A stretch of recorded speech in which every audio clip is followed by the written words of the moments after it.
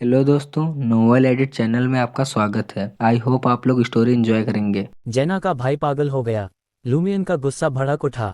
इसलिए नहीं कि वह दूसरे पक्ष से नाराज था और सोच रहा था कि उसकी मानसिक शक्ति बहुत कमजोर है कि वह इतनी आसानी से पागलपन में बदल जाए, बल्कि इसलिए कि उसने एक बार फिर किस्मत की मजाक उड़ाती हंसी सुनी।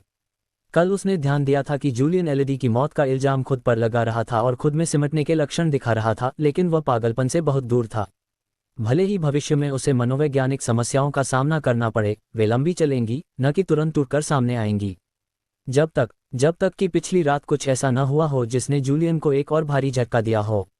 धत तेरी किस्मत की। फ्रैंक भी हैरान थी। कल उसने जेना को अपने भाई की मानसिक स्थिति पर नजर रखने की चेतावनी दी थी, लेकिन उसे उम्मीद नहीं थी कि जूलियन इतनी जल्दी अपना दिमाग खो देगा।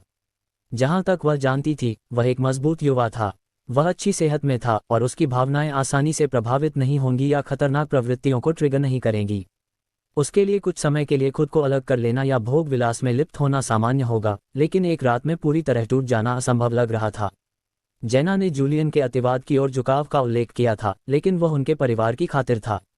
उसकी बहन अभी भी जिंदा थी, कर्ज के बोझ से दबी थी और एक भूमिगत गायिका बनने की जरूरत थी। ये स्पष्ट था कि जूलियन तब तक बना रहेगा और बोझ साझा करने के लिए कड़ी मेहनत करेगा जब तक कि कर्ज चुका नहीं दिया जाता।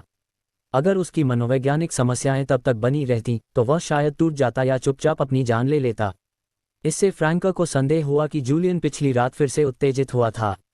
उसे जेना की मां के आत्महत्या के फैसले के बारे में भी ऐसी ही चिंताएं थीं, लेकिन उसने जेना को परेशान करने से बचने के लिए इसका उल्लेख करने से परहेज किया। फ्रैंक एलडी की भावनाओं और विकल्पों को समझती थी, लेकिन आत्महत्या बहुत जल्दबाजी और आवेगी लगती थी, जैसे कि किसी चीज ने उसकी भावनाओं को प्रभावित किया हो। इस दुनिया में पारगमन करने से पहले फ्रैंक ने इस प्रकृति की कई रिपोर्टें पढ़ी थीं। वह जानती थी कि गरीबी की पीड़ा, कर्ज के बोझ से परिवार को लादने का आत्मदोष, श्रम करने में असमर्थ होने का डर और शुद्ध निस्वार्थ प्रेम एक आशावादी व्यक्ति को एक हताश स्थिति में धकेल सकता है, जिससे वे खुद को बलिदान करने के लिए प्रेरित हो सकते हैं। हालांकि ऐसे मामलों में आमतौर पर उन्हें अंजाम देने से पहले आंतरिक संघर्ष की अवधि शामिल होती थी। आखिरकार हर किसी में जीवित रहने की इच्छा होती है और वे अपने प्रियजनों की भावनाओं पर विचार करेंगे। जबकि परिस्थितियों को समझने पर आत्महत्या करना असंभव नहीं था, इसकी संभावना काफी कम थी। फ्रैंक ने दो संभावनाओं का अनुमान लगाया। सबसे पहले, जेना की मां अपनी शारीरिक स्थिति से मनोवैज्ञानिक रूप से प्रभावित हो सकती थीं। दूसरा, केमिकल प्लांट में हुआ विस्फोट मेंबर ऑफ पार्लियामेंट सेक्रेटरी ने और अन्य के इरादों का हिस्सा हो सकता था। बाद में असामान्य और व्यापक भावनात्मक उतार चढ़ाव उन घटनाओं से जुड़े हो सकते हैं। क्या जूलियन भी इसी तरह की स्थिति में है? फ्रैंक ने जेना की ओर अपनी नजरें घुमाईं, जो रूम 207 के पास रोते हुए आई। क्या हुआ? जूलियन को नौकरी से निकाल दिया गया, जेना ने गुस्से से भरे भाव से कहा। सिर्फ इसलिए कि वह कल दोपहर कारखाने नहीं गया। लेकिन जब उनकी मां का अभी अभी निधन हुआ हो तो काम के बारे में कौन सोचता है? अस्पताल छोड़ने के बाद वह तुरंत अपने मास्टर के पास छुट्टी मांगने गया, लेकिन उन्होंने उसे बर्खास्तगी नोटिस थमा दिया। वह पूरे 1 साल से वहां प्रशिक्षु था। लानत है, फ्रैंक ने शाप दिया। क्या वे बस कुछ पैसे नहीं काट सकते? क्या वे हृदयहीन हैं? क्या उनके परिवार का कोई सदस्य नहीं मरता? उन्होंने कहा कि इसे पहले से अनुरोध करने की आवश्यकता है। इसे बाद में नहीं किया जा सकता है। जेना ने अपने आंसू पोंछे। जूलियन आज सुबह टूट गया। वह एक बच्चे की तरह रोया, खुद को दोषी ठहराया और अपनी नौकरी खोने के डर को व्यक्त किया। मैंने उसके रोने से थककर सो जाने का इंतजार किया और फिर आपको ढूंढने के लिए भागी। मैं पहले रू देस ब्लाउजेस ब्लांचेस गई थी, लेकिन वहां कोई नहीं मिला, इसलिए मैं यहां आई। जैसे ही उसने बात की, उसके शब्द भटक गए, जैसे कि भावनाओं का एक सैलाब उसके अंदर उमड़ आया हो और उसे बाहर निकलने की जरूरत हो। फ्रैंक ने राहत की सांस ली। यह इतना गंभीर नहीं लगता। यह एक जबरदस्त ब्रेकडाउन जैसा लगता है। मेरा विश्वास करो, एक वास्तविक साइकियाट्रिस्ट तुम्हारे भाई को पूरी तरह से ठीक कर सकता है। मैं तुरंत तुम्हारे लिए एक अपॉइंटमेंट की व्यवस्था करूंगी। जैसे ही फ्रैंक बोली, वह मुड़ी और सीढ़ियों की ओर बढ़ गई। लूमियन के दिल में गुस्सा तेज हो गया। छुट्टी का अनुरोध करना भूल जाना, उसी दिन निकाल दिया जाना जिस दिन उसने अनुरोध किया था, नई परेशानियों के आगे झुक जाना और पागलपन में फिसल जाना, ये सब बहुत संयोग लग रहा था। साला टर्मी बोरोज, साला अनेविटेबिलिटी। लूमियन जेना की ओर मुड़ा और तेजी से कहा, चलो कारखाने के मालिक और तुम्हारे भाई के मास्टर से मिलते हैं। जेना ने अपने होंठ भींचे और बस जवाब दिया, ठीक है। लूमियन उसके पास से गुजरा और फ्रैंक के पीछे सीढ़ियों पर चढ़ गया। उसकी जलती हुई नीली आंखें दृढ़ संकल्प के साथ जल रही थीं। उस पल साइकियाट्रिस्ट मैडम सूजी के शब्द उसके दिमाग में गूंज उठे, हमेशा खुद को याद दिलाओ कि अति प्रतिक्रिया न करो। जब भी आपको भावनाओं का ऐसा ही उछाल महसूस हो, गहरी सांस लो और अपनी शांति पाओ। लूमियन ने एक गहरी सांस ली, अलार्म की भावना महसूस करते हुए। जेना के भाई के पागलपन और किस्मत के क्रूरता ने बाने के सामने उसे गुस्सा होना चाहिए और विरोध करना चाहिए, लेकिन उसे अपने गुस्से को पूरी तरह से भस्म नहीं होने देना चाहिए था। लगभग एक साथ लूमियन के पीछे जेना का नाराज भाव एक शांत भाव में बदल गया। कहीं से उसने एक भूरे हरे रंग का खंजर निकाला, जो धातु के बजाय पेड़ की शाखाओं से गढ़ी गई ब्लेड जैसा दिखता था। उसकी सतह छाल से सजी थी, जो जटिल पैटर्न में व्यवस्थित थी।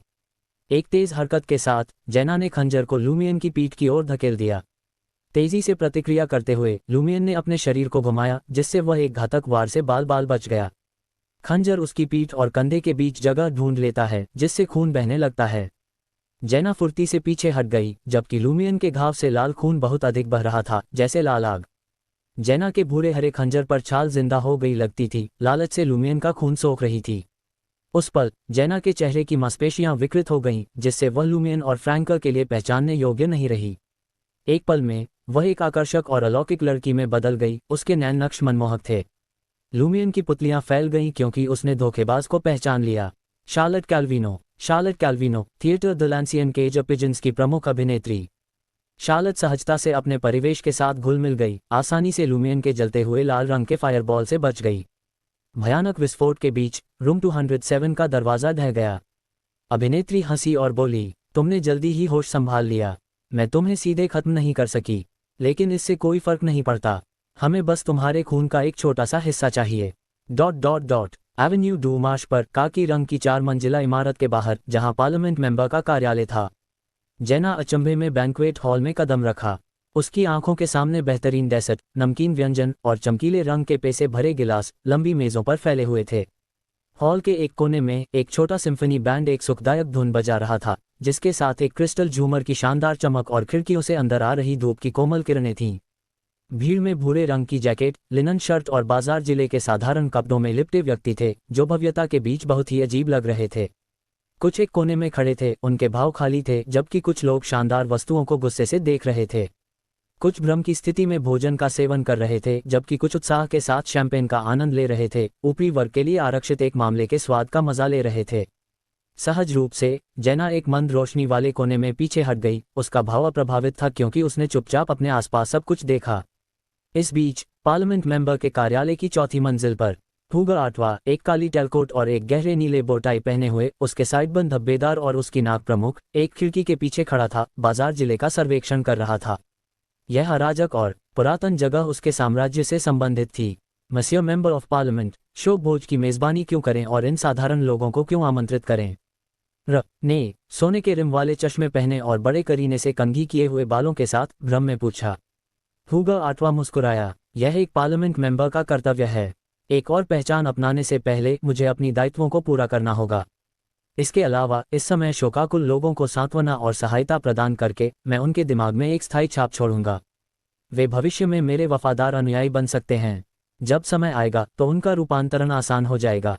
लाल बालों वाली कसांड्रा हंसी, और वे इस तथ्य से बेखबर रहेंगे कि यह आप हैं, एक पार्लियामेंट मेंबर जिन्होंने उन पर आपदा, दर्द और निराशा लाई है। वे केवल एक उच्च पदस्थ व्यक्ति से देखभाल और चिंता को महसूस करेंगे, आपके वादों से संतुष्ट होंगे। सेक्रेटरी ने मुस्कुराते हुए सिर हिलाया। उनकी नज़रों में मसियर मेंबर ऑफ पार्लियामेंट एक सम्मानित हस्ती हैं जिसकी वे केवल दूर से प्रशंसा कर सकते हैं। वे उनके पास आने या सवाल करने की हिम्मत नहीं करते, गुस्सा या नफरत रखना तो दूर की बात है। जब तक उनमें कोई संगठन नहीं है, वे कभी भी विरोध करने की हिम्मत नहीं करेंगे। हुगर आठवां हंसा और घोषणा की, ठीक इसीलिए हमें उनमें विभाजन बोना चाहिए, एक दूसरे के प्रति उनके वैमनस्य को बढ़ावा देना चाहिए। ये शब्द बोले जाने के साथ हुगर आठवां ने अपनी नज़रें धूप वाली खिड़की की ओर घुमाई और खुद से बुदबुदाया, मुझे लगता है कि मदर ट्री ऑफ डिजायर के अधीन लोगों ने पहले ही अपनी कार्रवाई शुरू कर दी होगी।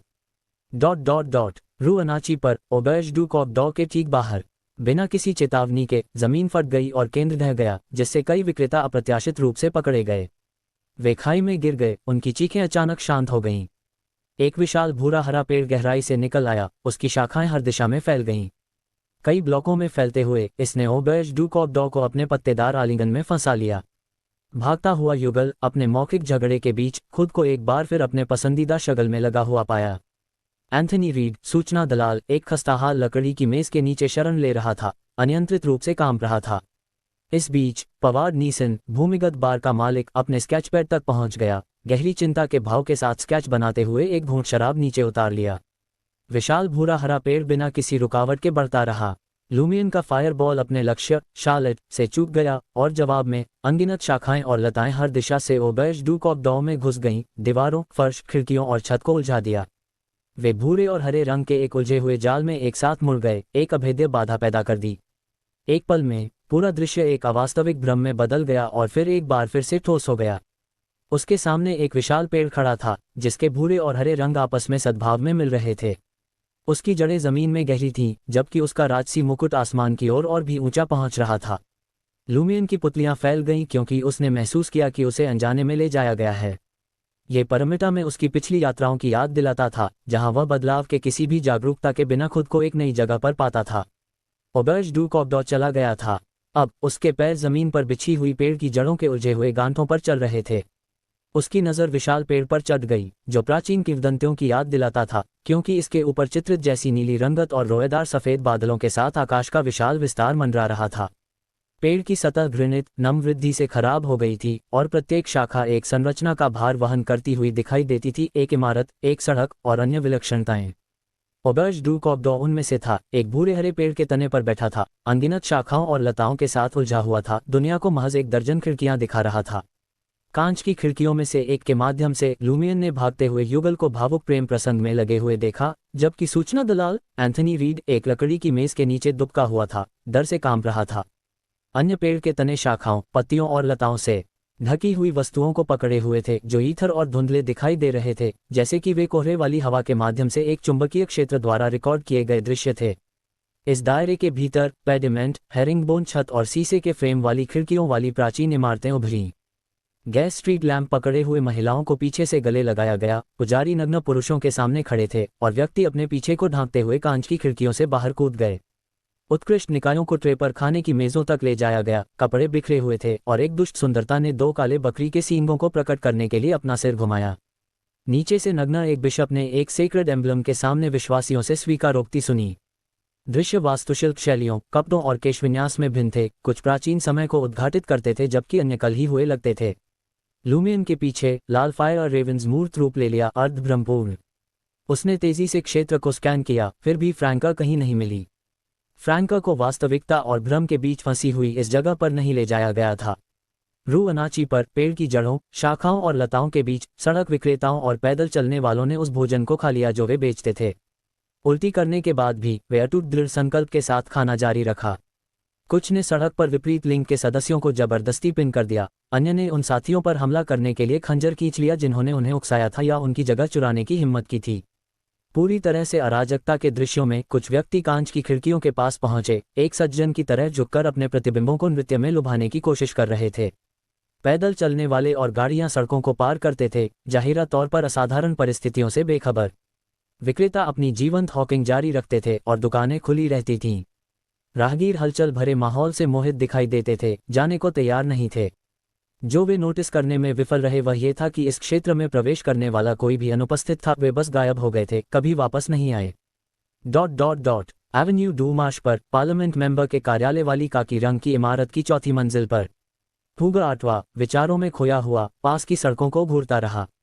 कसांड्रा अपने लाल बालों के साथ उसकी ओर मुड़ी और उत्सुकता से पूछा, ब्लिस सोसाइटी की सुज़ैना क्या योजना बना रही है? हुगा आटवा के होठों पर एक मुस्कान बनी क्योंकि उसने जवाब दिया, उन्होंने बहुत कुछ बोला लेकिन मेरी समझ सीमित थी। मुझे याद है कि उन्होंने भूमिगत दिव्य पेड़ को फोर्थ इपॉक ट्री की गहराई में डुबोने और इसे एस्ट्रल वर्ल्ड नामक जगह में विस्तारित करने की योजना का उल्लेख किया था। कसांड्रा ने, मार्गरेट और बोडुवा ने हैरान और चिंतित नजरें बदलीं, अपना भ्रम छिपाने में असमर्थ थे। लेकिन क्या इससे जबरदस्त हंगामा नहीं होगा? हमारी वर्तमान ताकत आधिकारिक बियॉन्डर से बहुत दूर है। उनसे सीधे टकराव से बचना सबसे अच्छा है। आपको पता नहीं हो सकता है, लेकिन मैं साउरॉन परिवार से आता हूं और मैं अधिकारियों को काफी अच्छी तरह से समझता हूं। मैं जानता हूं कि वे कितने शक्तिशाली और दुर्जय हो सकते हैं। हमने अब तक जो कुछ भी किया है वह गुप्त रूप से किया गया है, जितना हो सके जांच से बचते हुए। अगर हम उजागर हो जाते हैं तो यह अत्यधिक संभावना है कि हमें एक सेंट या एक ग्रेड 1 सील्ड आर्टिफैक्ट का सामना करना पड़ेगा। और उनके परे स्वर्गदूत और ग्रेड 0 सील्ड आर्टिफैक्ट्स हैं। हुगो आटवा ने अपने दाहिने हाथ को नीचे दबाया और मुस्कुराते हुए उन्हें आश्वस्त किया। डरो मत, वे हमें फंसाएंगे नहीं। मैंने उन्हें इस प्रयास को करने के लिए उकसाया नहीं। मैंने एक संकेत या सहायता भी नहीं दी। मुझे केवल उनकी योजना के बारे में पहले से पता माना जा सकता है, चुपचाप उनकी कार्रवाई के लिए सहमति दे रहा हूँ। केवल एक चीज़ जो हमें इस मामले से जोड़ सकती है वह है केमिकल प्लांट में विस्फोट जिसे अत्यधिक डिके ब्लेसिंग्स मिली। हालांकि ऐसा इसलिए हुआ क्योंकि बोनो गुडविल ने के इरादों को गलत समझा और एक अक्षम्य अपराध किया। दुर्घटना से उत्पन्न विभिन्न भावनाओं और इच्छाओं का शोषण किया गया, बढ़ाया गया और पोषण के रूप में इस्तेमाल किया गया। इसका हमसे क्या लेना देना है? जैसे ही टीम के सदस्यों के भाव आसान हुए, हुगो आटवा खिड़की से दूर हट गया, एक गहरी हंसी छोड़ते हुए। अगर वे सफल होते हैं तो ये हमारे प्रयासों में एक और ठोस कदम आगे बढ़ाएगा।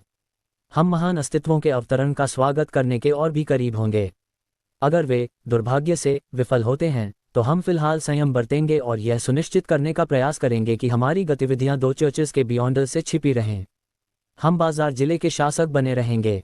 सफलता या असफलता, ये हमारा अवसर है। नेशनल कन्वेंशन की चर्चाओं के दौरान मैं दो चर्चेस के बियॉन्डर्स के भ्रष्टाचार और औसत दर्जे की क्षमताओं को उजागर करूंगा। उन्होंने विधर्मियों को बार बार बाजार जिले को तबाह करने की अनुमति दी है, हर बार पिछली बार से भी बदतर। मैं ब्यूरो 8 से बाजार जिले में एक शाखा स्थापित करने का अनुरोध करूंगा ताकि अक्षम चर्च बियॉन्डर्स की सहायता की जा सके और उनका बोझ साझा किया जा सके। ब्यूरो 8 हमेशा अपने अधिकार का विस्तार करने के लिए उत्सुक रहता है, निश्चित रूप से मेरे प्रस्ताव का समर्थन करेगा। बाजार जिले में एक साथ मौजूद 3 अलग अलग आधिकारिक ताकतों के साथ उनके बीच संघर्ष हमारे फायदे के लिए काम करेगा। दो चर्चेस के रूढ़िवादी बियॉन्डर्स की तुलना में ब्यूरो 8 को प्रभावित किया जा सकता है, भ्रष्ट किया जा सकता है और धीरे धीरे हमारी ओर मोड़ा जा सकता है। यह मेरी योजना है। लंबे समय में जीत हमारी होगी। ने सोने के रिम वाले चश्मे और बड़े करीने से कंघी किए हुए बालों के साथ सेक्रेटरी हंसा। वह मेरी विशेषता है, एक संगठन को प्रभावित करना, भ्रष्ट करना और धीरे धीरे क्षय करना जिससे इसका पतन और नैतिक पतन होता है। हुगो आटवा ने अपने टेलकोट और बोटाई को समायोजित किया, बैंक्वेट हॉल के लिए निकलने की तैयारी कर रहा था। जाने से पहले उसने अपने परिवेश का सर्वेक्षण किया। उसकी नज़र कसांड्रा ने बोडुवा और मार्गरेट के बीच घूमती रही। एक असामान्य आत्मविश्वास और निश्चितता की भावना उस पर छा गई। इन 4 अधीनस्थों के पास प्रभावशाली बियॉन्डर शक्तियां थीं। लाल बालों वाली कसांड्रा विशेष रूप से दुर्जय थी जो उसे सुरक्षा की भावना प्रदान करती थी। कार्यालय के दरवाजे के बाहर सीढ़ियों के पास एक आधिकारिक बियॉन्डर टीम थी जिसे उसकी रक्षा का काम सौंपा गया था। हर पार्लियामेंट मेंबर को 3 व्यक्ति सुरक्षा टीम का विशेषाधिकार नहीं मिलता था। कुछ पहले से ही शक्तिशाली बियॉन्डर्स थे जबकि अन्य महान पृष्ठभूमि से आते थे और उनके अपने बियॉन्डर अंगरक्षक थे। कुछ के लिए एक निश्चित स्तर की व्यक्तिगत ताकत ने उनकी सुरक्षा सुनिश्चित करने के लिए एक बियॉन्डर साथी की उपस्थिति की वार्ता दी। ये केवल हुगो आटवा जैसा कोई था, बियॉन्डर क्षमताओं और पारिवारिक समर्थन की कमी जिसे ऐसी सुरक्षा की आवश्यकता थी।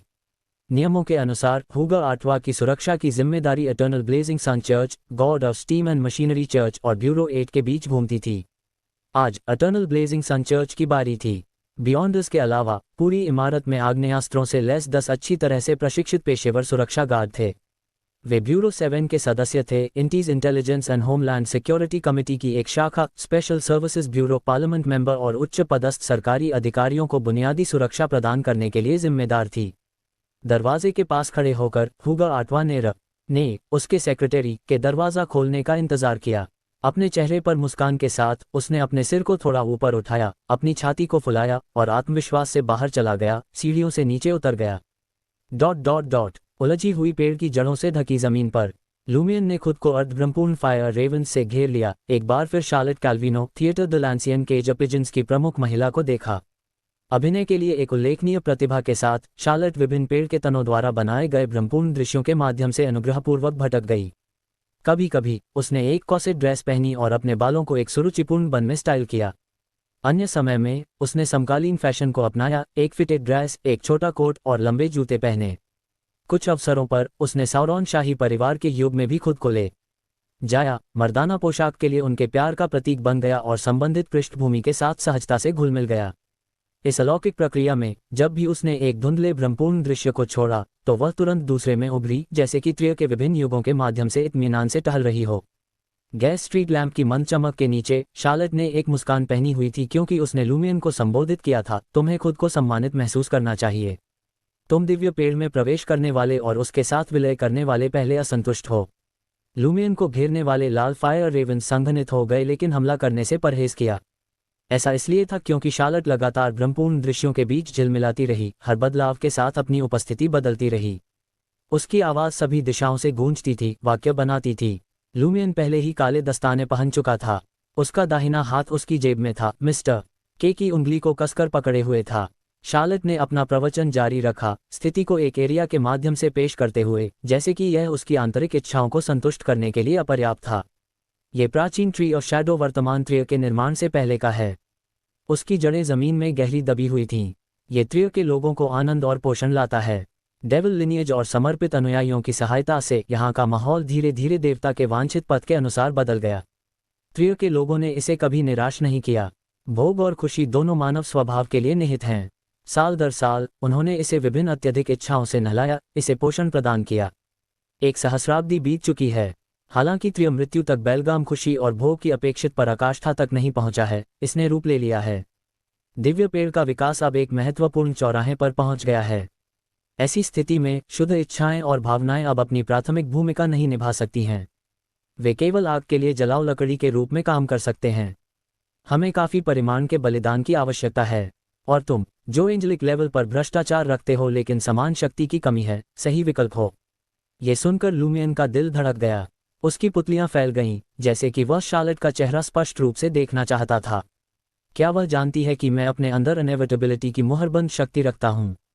शार्लट मुस्कुराए। पहली बार जब तुमने हाई प्रीस्टेस सुज़ैना को बुलाया था, उसने तुम्हारे अंदर सील की गई भयानक एंजेलिक शक्ति को महसूस किया था।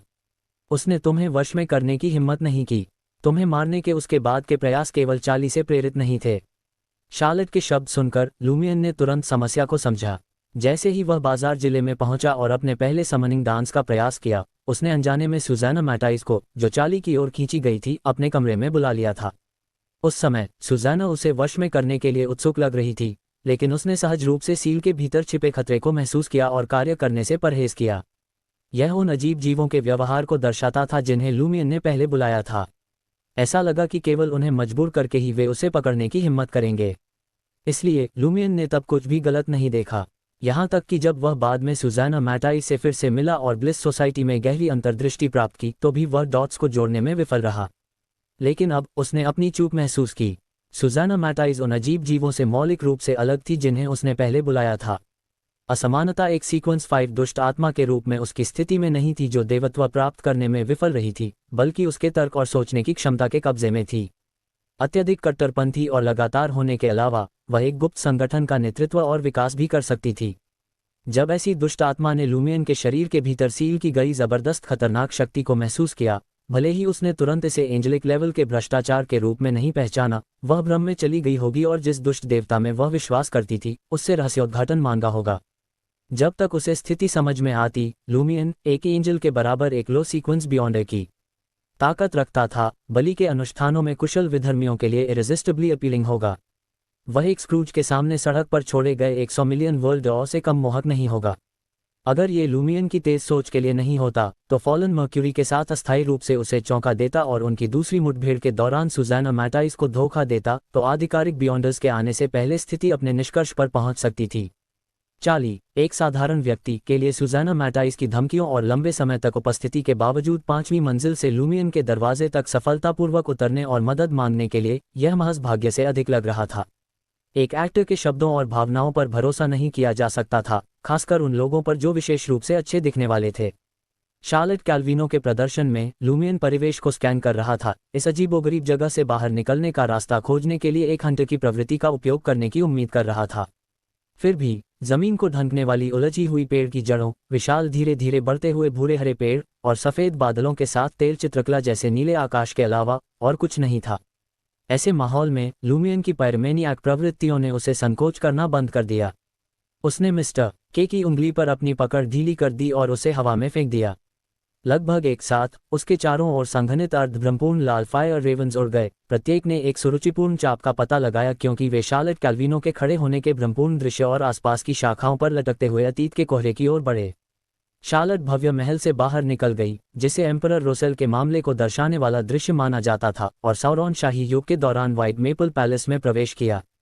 वहां एक बियॉन्डर जो एक पोषण के कारण एक आदमी में बदल गया था, लेकिन उसने अपनी यौन अभिविन्यास नहीं बदली थी, महान महिलाओं के पति की बारीकी से जांच कर रहा था।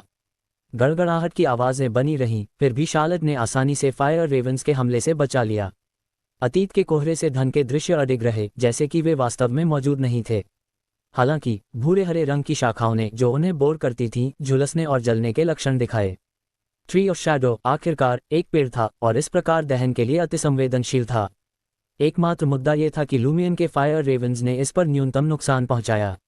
एक विस्फोटक क्षण में मिस्टर के की उंगली एक बम की तरह फट गई, मांस और खून की एक भयानक बारिश में बदल गई जिसने लूमियन को एक लाल रंग के हुड वाले लबादे में लपेट दिया। लूमियन की निराशा के लिए मिस्टर के तुरंत प्रकट नहीं हुआ। यह अनिश्चित था कि उसे उसकी उपस्थिति को महसूस करने में समय लगेगा या ट्री ऑफ शैडो ने इस जगह को वास्तविक दुनिया से अलग कर दिया था। शार्लेट ने मूसलाधार बारिश के भ्रमपूर्ण दृश्य में कदम रखा, जहां कुछ नग्न आकृतियां चारों ओर दौड़ती थीं। उसकी सफ़ेद रेशमी पोशाक भीग गई लगती थी, उसके शरीर का पालन करती थी और उसके असामान्य रूप से उत्तम रूप को बढ़ाती थी। उसने लूमियन को एक मुस्कान प्रदान की, उसकी आंखें शांत झीलों के समान थीं जो शर्म, मासूमियत और शुद्धता से रंगी थीं। एक जलती हुई लौ लूमियन के अस्तित्व के माध्यम से दौड़ी, उसके सिर से नीचे उसके बहुत ही कोर तक प्रज्वलित हुई। लूमियन का दिल लालसा से उमड़ पड़ा। वह उलझी हुई जड़ों के बीच भागा, भूरे हरे पेड़ और शार्लेट कैल्विनो की मनोरम आकृति की ओर बढ़ रहा था। शार्लेट ने विभिन्न भ्रमपूर्ण दृश्यों को पार नहीं किया। इसके बजाय वह नीचे एक पेड़ की शाखा पर कदम रखा और भूरे हरे तने के खिलाफ झुक गई। उसका शरीर थोड़ा कांप गया, जैसे कि छिपने के लिए तरस रहा हो लेकिन कोई बच निकलने का रास्ता नहीं मिल रहा हो। लूमियन की आंखें एक लाल गुस्से से धधक उठीं क्योंकि उसकी नज़र शार्लेट की चमकदार आंखों, नम होठों, ग्रेसफुल गर्दन और अलूरिंग वक्रों पर टिकी थी। उसके विचार एक अराजक धुंध बन गए। इस प्रकार वह शार्लेट के पेट और पैरों को भूरे हरे तने में डूबते हुए नोटिस करने में विफल रहा। वह दरार को नोटिस करने में विफल रहा, एक विशाल नम फूल का अनावरण किया। विशद लाल फूल धीरे धीरे खिल गया, एक विशाल मुंह जैसा जो अपने शिकार की प्रतीक्षा कर रहा था। लूमियन अपनी उत्कटता से प्रेरित होकर शार्लेट की ओर लपका। शार्लेट खुद को मुस्कुराने से नहीं रोक सकी। उसी क्षण लूमियन की दाहिनी जेब से एक दबी हुई गर्जना हुई। धमाका! उसके खून के रंग के लबादे के नीचे आग का एक गोला फट गया, उसकी जेब को फाड़ दिया और उसकी शर्ट को जला दिया, जिससे लूमियन की कमर में एक दर्दनाक दर्द होने लगा। लूमियन की आंखों ने कुछ स्पष्टता वापस पा ली। तेजी से उसने बाहर पहुंचकर शार्लेट की कलाई को पकड़ लिया, जिससे खुद और नम फूल के बीच न्यूनतम दूरी बनी रही। मदर ट्री ऑफ डिजायर की विभिन्न इच्छाओं को जगाने की क्षमता के बारे में लंबे समय से जागरूक होने के कारण लूमियन शार्लेट के प्रलोभन के खिलाफ कैसे सावधान नहीं हो सकता था। हालांकि दूसरे पक्ष को अपनी सुरक्षा का पता लगाने और जाल बिछाने से रोकने के लिए उसने सीधे मिस्टिसिज्म स्मेलिंग सोल्ट्स को कपड़े में भिगोने और उसे अपनी नाक के पास रखने का विकल्प नहीं चुना। न ही उसने खंजर को घुमाया, उस टकराव के लिए तैयारी कर रहा था जो उसे उसके होश में वापस लाएगा। उनकी वर्तमान दुर्दशा में ऐसे तरीकों में बहुत कम विश्वसनीयता थी, क्योंकि शार्लेट उसे वास्तव में उस पर झपटने की अनुमति नहीं दे सकती थी। इसलिए लूमियन ने अपनी जेब में देरी से विस्फोट के साथ एक छोटा फायरबॉल बनाने का विकल्प चुना, जबकि मिस्टर के की उंगली को कसकर पकड़े हुए था। यदि वह अप्रभावित रहा और फायरबॉल विस्फोट के करीब पहुंच गया, तो वह इसे भंग करने और दूसरा बनाने का विकल्प चुन सकता था। छोटे फायरबॉल ने उसे नगण्य नुकसान पहुंचाया। इसका प्राथमिक उद्देश्य दर्द के माध्यम से उसे जगाना था। जहां तक परिणामस्वरूप जलने की चोटों का सवाल था, लूमियन ने उन पर कोई ध्यान नहीं दिया। पायरोमैनियाक्स ऐसे तुच्छताओं से डरते नहीं थे। एक पल में लूमियन ने शार्लेट की कलाई पर कब्जा कर लिया और उसने उसके चेहरे पर डर की एक झलक पकड़ी। बिना किसी देरी के दो सर्प जैसी लाल लपटें लूमियन की हथेली से फूट पड़ीं, शार्लेट की बांह के साथ उसके शरीर और सिर की ओर जल गईं। सहज रूप से शार्लेट ने अपनी गर्दन को पीछे झुका दिया, एक दर्द भरी कराहट छोड़ते हुए, क्योंकि उसकी त्वचा तेजी से झुलसती हुई लपटों से काली पड़ गई। जैसे ही लूमियन उसे पूरी तरह से घेरने की कगार पर था, तीव्र खतरे की एक लहर उस पर छा गई। उसने शार्लेट को किनारे खींचने की कोशिश की, लेकिन वह भूरे हरे पेड़ के साथ मिल गई लगती थी। लूमियन ने कितनी भी जोर से खींचा, वह उसे बाहर नहीं निकाल सका। अनिच्छा से लूमियन ने अपने व्यर्थ प्रयासों को छोड़ दिया और अपने दाईं ओर लपका। एक दबी हुई धड़कन के साथ एक पेड़ का तना जो एक शराब के गिलास जितना मोटा था, आसमान से नीचे उतरा। एक भाले की तरह उलझी हुई जड़ों से भरी जमीन को भेदता हुआ उसकी नोक तेजी से कांप रही थी। लूमियन ने ऊपर देखा और सुज़ैना मैटाइस को देखा। उसके फिरोजी बाल उसके चारों ओर बह रहे थे, उसकी पन्ना आंखें और लाल होंठ। उसके पास एक पारभासी गुणवत्ता थी जो पेड़ के घने और अलौकिक छत्र के बीच खड़ी थी, सहजता से उसके साथ घुल मिल गई थी। भूरा हरा तना और फैली हुई शाखाएं दोनों ही पीले रंग के विशाल गीले फूल लिए हुए थे, जो फलते फूलते थे और खिलते थे। Dot dot dot Avenue do Marsh पर पार्लियामेंट मेंबर के कार्यालय वाली काकी रंग की 4 मंजिला इमारत के अंदर एक कोने में जैना ने हुगा आठवा को देखा, जो भव्यता में लिपटा हुआ था, अपने सेक्रेटरी रख ने और अन्य लोगों को सभा के माध्यम से ले जा रहा था। हाथ में शैंपेन का गिलास लिए हुए उसने सांत्वना दी, वादे किए और महज शब्दों के साथ इम्प्रॉम्प्टू भाषण दिए। जवाब में उसे ईमानदारी से आभार, अनावरण निर्भरता और सहज चापलूसी मिली। जैना खुद को एक सवाल याद करने से नहीं रोक सकी जो लुमियन ने एक बार उससे पूछा था, क्या तुम यहाँ बैठकर देखना चाहती हो कि तुम्हारी माँ की मौत और तुम्हारी खुशी के विनाश के लिए जिम्मेदार हत्यारे शैंपेन में आनंद लेते हैं, डांस पार्टियों में शामिल होते हैं और निर्दोष परिवारों पर और दिल का दर्द डालते हैं। अनजाने में जैना की मुट्ठियां भींच गईं। सच्चाई के बारे में उसका ज्ञान एक अनियंत्रित पीड़ा को बढ़ावा दे रहा था। हालांकि उसने खुद को रोकने की जरूरत को समझा। आवेगी रूप से कार्य करने से परिणाम नहीं मिलेंगे। उसे सहना पड़ा। ऐसा इसलिए था क्योंकि उचित प्रक्रियाओं का पालन करते हुए वह पर्याप्त सबूत के बिना एक पार्लियामेंट मेंबर के खिलाफ कार्रवाई नहीं कर सकती थी। और अगर वह स्वतंत्र रूप से न्याय की तलाश करना चाहती थी तो उसके विरोधियों ने कई बियॉन्डर्स का दावा किया था जिन्हें एक दुष्ट देवता का वरदान दिया गया था और वे आधिकारिक बियॉन्डर्स और सशस्त्र कर्मियों द्वारा संरक्षित थे। वह केवल सह सकती थी और भविष्य की प्रतीक्षा कर सकती थी। ऑबर्ज डू कॉब्डो की सीमाओं के भीतर शाखाओं और लताओं से फंसा हुआ फ्रैंक सीढ़ियों के पास खड़ी थी। उसका चेहरा फूला हुआ था और उसकी आंखें चमक रही थीं क्योंकि उसने अपनी नसों के माध्यम से बह रही भारी इच्छा को दबाने के लिए संघर्ष किया था। उसका दाहिना हाथ कांप रहा था क्योंकि उसने रेंटल से प्राप्त मिस्टिसिज्म स्मेलिंग सोल्ट्स के कनस्तर को निकाला था। ढक्कन को मोड़कर उसने इसे अपनी नाक तक उठाया। आछू आछू आछू। छींकों की एक श्रृंखला फूट पड़ी जो फ्रैंक की अपनी इच्छाओं पर विजय और उसकी तर्कसंगतता की क्रमिक वापसी को चिन्हित करती है। तेजी से अपने परिवेश को स्कैन करते हुए उसने महसूस किया कि लुमियन, जो महज कदम दूर था, गायब हो गया था। मोटल और आसपास की सड़कों को विशाल पेड़ों से घिरे हुए असामान्य परिवर्तनों को ध्यान में रखते हुए फ्रैंक ने अपने दांत भींच लिए और एक संकल्प पर पहुंची। ऊपर पेड़ के मुकुट आसमान की ओर पहुंचते ही तेजी से अलौकिक होते गए लगते थे, एक अलौकिक दायरे में फैलते थे। उसने अपने कब्जे से 2 वस्तुएं निकालीं। वे ताश के पत्तों की एक जोड़ी थीं। एक में एक आदमी और एक महिला को अभिवादन में अपने कप उठाते हुए दर्शाया गया था, 2 ऑफ कप्स। केंद्र में जुड़वां सांपों द्वारा कुंडलित एक लकड़ी का कर्मचारी प्रमुखता से खड़ा था। दूसरे कार्ड में एक ट्रम्पेट बजाता हुआ एक देवदूत दर्शाया गया था जो दिवंगत लोगों के पुनरुत्थान को बुला रहा था, जजमेंट कार्ड। फ्रैंक ने जजमेंट कार्ड को कसकर पकड़ा और हमीज में जाप किया, न्याय बरसाओ। साधारण दिखने वाला टैरो कार्ड अपरिवर्तित रहा, लेकिन कुछ सेकंड के भीतर ऑबर्ज डू कॉब्डो स्पष्ट रूप से कांप गया। भूरे हरे रंग की शाखाएं और फिरोजा लताएं जो इमारत के मुखौटे को ढांकती थीं, पीछे हट गईं, जैसे कि डर से भर गई हों। फ्रैंक का खिड़की के माध्यम से दृश्य विस्तारित हुआ। उसने आकाश को एक विशाल पेड़ के अलौकिक छत्र के साथ विलय करते हुए देखा। बादल एक तूफान में पकड़े गए लगते थे, एक साथ घूमते थे। जैसे ही हवा बदल गई, कई सफेद बादल इकट्ठा हुए, एक विशाल भंवर बनाते हुए जो जमीन पर उतरा, स्वर्ग और पृथ्वी को जोड़ने वाले एक तलवार जैसे झोंके में लंबा हो गया। तलवार नीचे उतरी और रूअनाची के बीच में एक आकृति अडिग खड़ी थी। ये कंधे लंबाई वाले गोरा बालों वाली एक महिला थी जिसे एक पारंपरिक धूसर सफेद नाइट के प्रशिक्षण की पोशाक में पहनाया गया था। 1.5 मीटर से अधिक लंबी खड़ी, उसकी विशेषताएं उत्तम थीं और उसकी आंखें गरिमा की एक कमांडिंग आभा को बाहर निकालती थीं, अधीनता और आज्ञाकारिता की मांग करती थीं। रूअनाची, जहां वह खड़ी थी, अब पहचानने योग्य नहीं थी। आसपास की इमारतें, संकरी सड़कें और विक्रेता और पैदल चलने वाले अपनी इच्छाओं से भस्म हो गए, विभाजित हो गए और अजीब जंगल में बिखरे हुए थे, अन्य सड़कों के साथ मिल गए। आपस में गुंथी हुई जड़ें जमीन से फूट पड़ी, बिखरे हुए वर्गों को जोड़ती थीं। केंद्र में भूरे हरे पेड़ से विकिरण करते हुए वे परत दर परत फैल गए, कोर के पास घने हो गए। विशाल पेड़ द्वारा कब्जे वाली सड़कें इस अजीब जंगल के लिए धन्यवाद बाहरी दुनिया से छिपी रहीं। फ्रैंक ने छोटे लेकिन गरिमापूर्ण गोरा बालों वाली महिला को देखकर राहत की सांस ली। जजमेंट और 2 ऑफ कप्स कार्डों को पकड़कर उसने अचानक कहा, द फूल की प्रशंसा। मैडम जजमेंट की प्रशंसा। जैसे ही मैडम जजमेंट नामक महिला उतरी, उसकी नज़र भूरे हरे पेड़ के किनारे पर पड़ी। फ्रैंक से अनभिज्ञ एक पालना जैसी गहरे लाल रंग की खुली गाड़ी किसी बिंदु पर वहां दिखाई दी थी।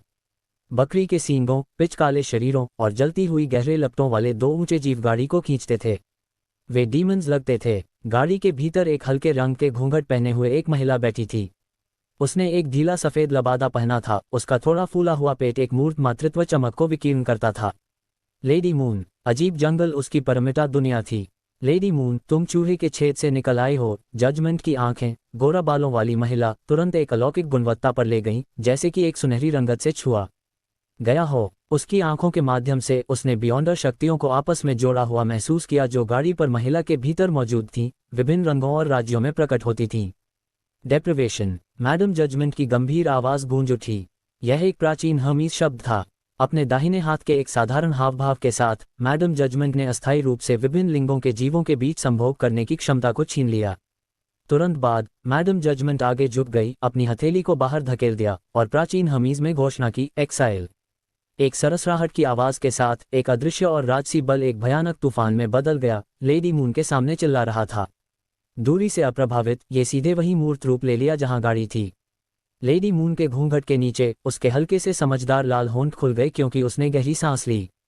इमारत को पलटने में सक्षम अतिरंजित तूफान एक सीमित बर्तन में एक आउटलेट खोजने लगा। ये लेडी मून के मुंह में घुस गया और उसके शरीर को व्याप्त कर गया। सिर्फ एक सेकंड में तूफान कुछ भी नहीं में छितरा गया, पूरी तरह से लेडी मून द्वारा अवशोषित कर लिया गया। एक चमकदार मातृत्व चमक के साथ उसने अपना दाहिना हाथ बढ़ाया, कोमलता के साथ अपने सूजे हुए पेट को सहलाया। Dot dot dot. नीला आकाश और बहते बादल उत्तम चित्रों से मिलते जुलते थे, जबकि नीचे की पृथ्वी पेड़ की जड़ों से उलझी हुई एक जगह थी। लूमियन की नज़रें सुज़ैना मैटाइस से मिली जो पेड़ के मुकुट पर बैठी थी, और उन्होंने एक समझदार नज़र का आदान प्रदान किया। एक पल में उसके चारों ओर अर्धलौकिक लाल फायर रेवंस मूर्त रूप ले लिया। फायर रेवंस परिक्रमा करते थे और स्वर्ग की ओर बढ़ते थे, लेकिन वे पेड़ के अलौकिक छत्र को भेद नहीं सकते थे। वे केवल संपर्क कर सकते थे, उनकी उपस्थिति बिना स्पर्श के।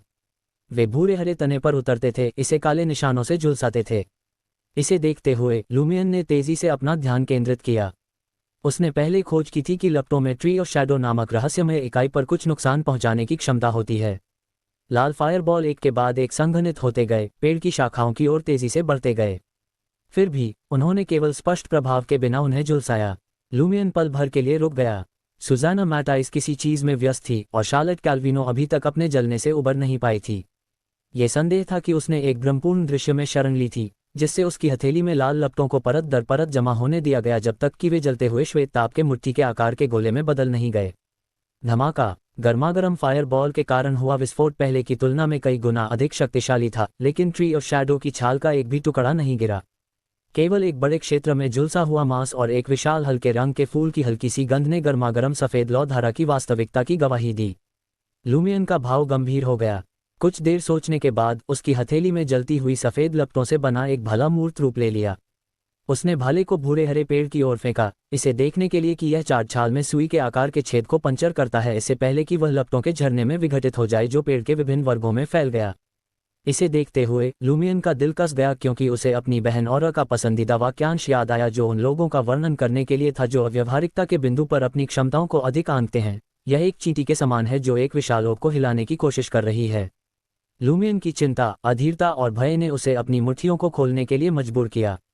उसकी भींची हुई मुट्ठियां लाल लपटों में समा गईं। जैसे ही उसने भूरे हरे पेड़ पर वार किया, आग की एक फुसफुसाहट उसकी सतह में घुस गई। Fire infusion. लूमियन ने ट्री और शैडो की लचीली बाहरी छाल को दरकिनार करने और सीधे उसके कोर को नुकसान पहुंचाने की मांग की। धम धम धम। उसकी जलती हुई मुट्ठियों ने भूरे हरे पेड़ के तने को पीटा, जैसे कि उसने अपने अस्तित्व के भीतर हर संचित लौ को उसमें इंजेक्ट करने का लक्ष्य रखा हो। धम धम धम। हमलों के उन्माद के बाद उसने अपनी मुट्ठियों को वापस ले लिया और एक कदम पीछे हट गया। गड़गड़ाहट। एक दबी हुई गर्जना पेड़ के तने के भीतर से गूंज उठी, जिससे जली हुई छाल अंततः ढह गई, लपटों से भस्म हो गई। एक पल में एक अलौकिक धुंध ने दृश्य को घेर लिया, जैसे कि एक लंबे समय से भूला हुआ सुंदर सपना एक माचिस की तीली से जल गया हो। लूमियन खुद को क्षण भर के लिए एक धुंध में खो गया पाया, जैसे कि वह उस सपने का नायक बन गया हो। एक आदमी जो एक उत्तम पोशाक पहने हुए एक आकर्षक महिला के साथ एक भावुक मुठभेड़ में लगा हुआ था, उसकी हेम चिढ़ाते हुए उठाई गई थी।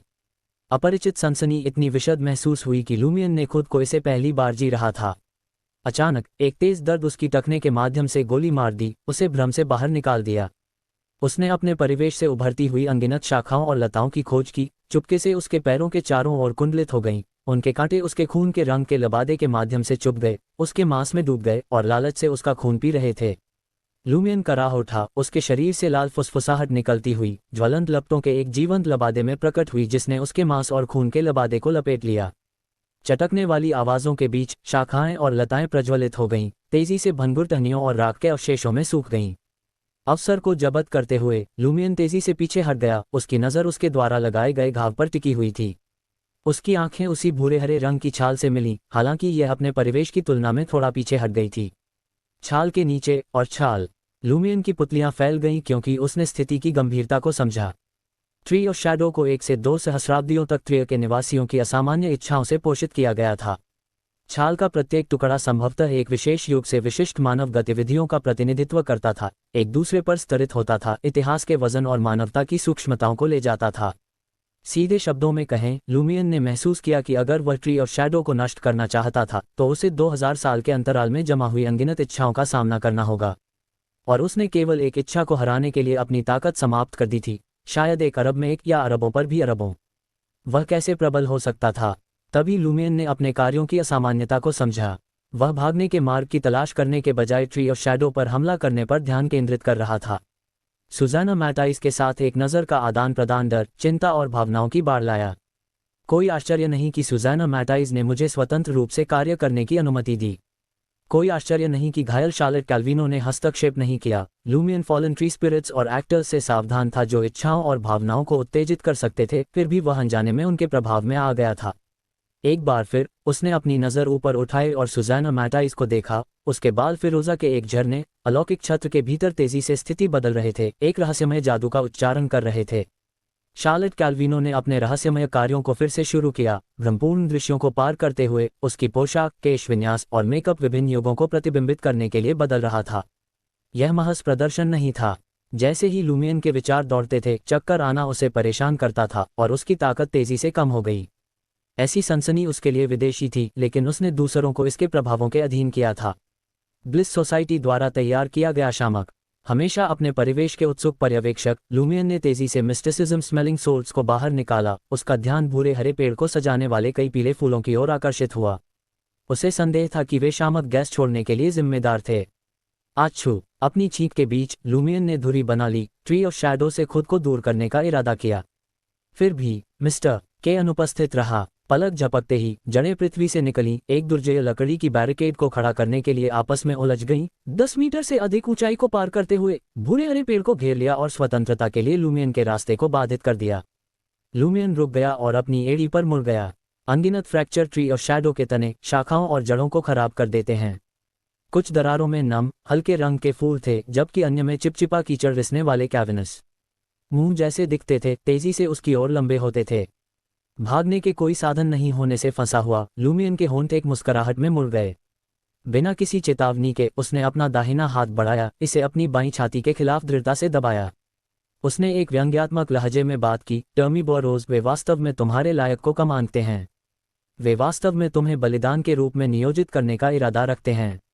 ब्लिस सोसाइटी की योजना के बारे में जानने पर लूमियन का तत्काल अनुमान था कि सुज़ाना ने एक महत्वपूर्ण गलती की थी। उसके भीतर जो सील किया गया था वह सिर्फ एंजेलिक लेवल पर भ्रष्टाचार नहीं था, बल्कि एक वास्तविक देवदूत था। पूर्व में आत्म जागरूकता की कमी थी और वृत्ति पर प्रतिक्रिया व्यक्त की गई थी। सील को पूर्ववत किए बिना और इसे अपने सच्चे रूप के साथ फिर से जोड़े बिना, यह अस्थायी रूप से एक डेटोनेटर के बिना विस्फोटक का एक कैश जैसा था। जबकि अभी भी विस्फोट की संभावना थी, सुज़ाना और अन्य विधर्मियों ने सोचा कि वे स्थिति को संभाल सकते हैं।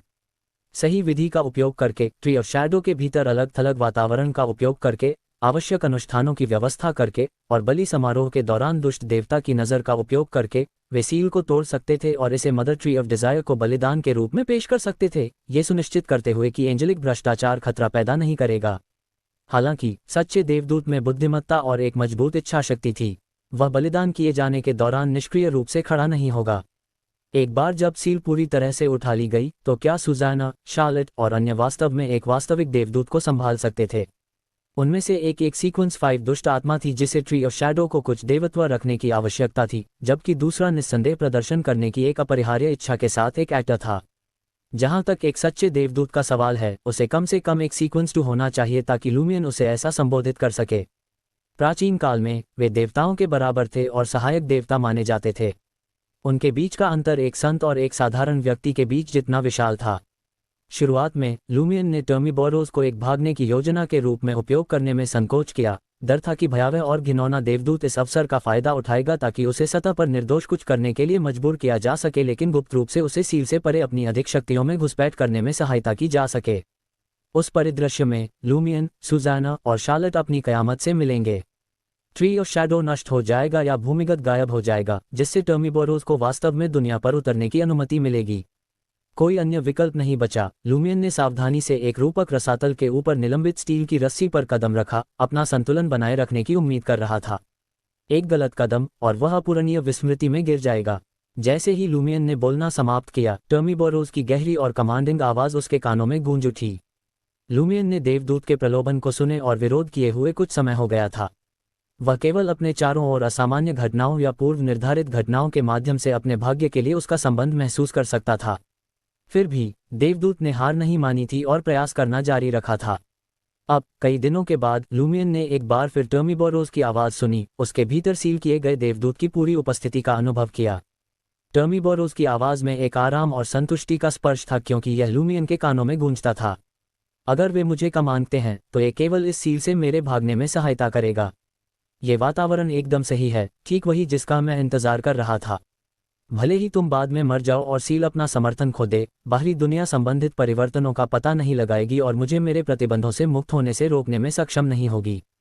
वे तुम्हें सीधे नहीं मार सकते हैं, लेकिन एक बार जब वे सील को तोड़ने और अपनी बलि का कार्य करने का प्रयास करेंगे तो मैं उनका पूर्व निर्धारित भाग्य खोल दूंगा। मैं तुम्हारे शरीर को छोड़ दूंगा और उनके अनुष्ठान को बाधित करूंगा। टर्मीबोरोस के शब्दों में निहित था, ये वह अवसर है जिसका मैंने लंबे समय से इंतजार किया है। मैं तुम्हारी सहायता क्यों करूं? बस अपरिहार्य परिणाम के लिए धैर्यपूर्वक इंतजार करो। लूमियन चुप हो गया और अपनी मूल स्थिति से दूर हो गया। पेड़ की जड़ें अलग हो गईं और एक विशाल नम पीला फूल खिल गया, एक के बाद एक, जैसे कि रसातल खुद खुल गया हो। आच्छू! लूमियन ने एक बार फिर मिस्टिसिज्म स्मेलिंग सोर्ट्स में सांस ली, अपनी उनींदापन को दूर कर दिया। उसने हवा में सुज़ैना मैटाइस को ऊपर देखा और जंगली हंसी में फूट पड़ा।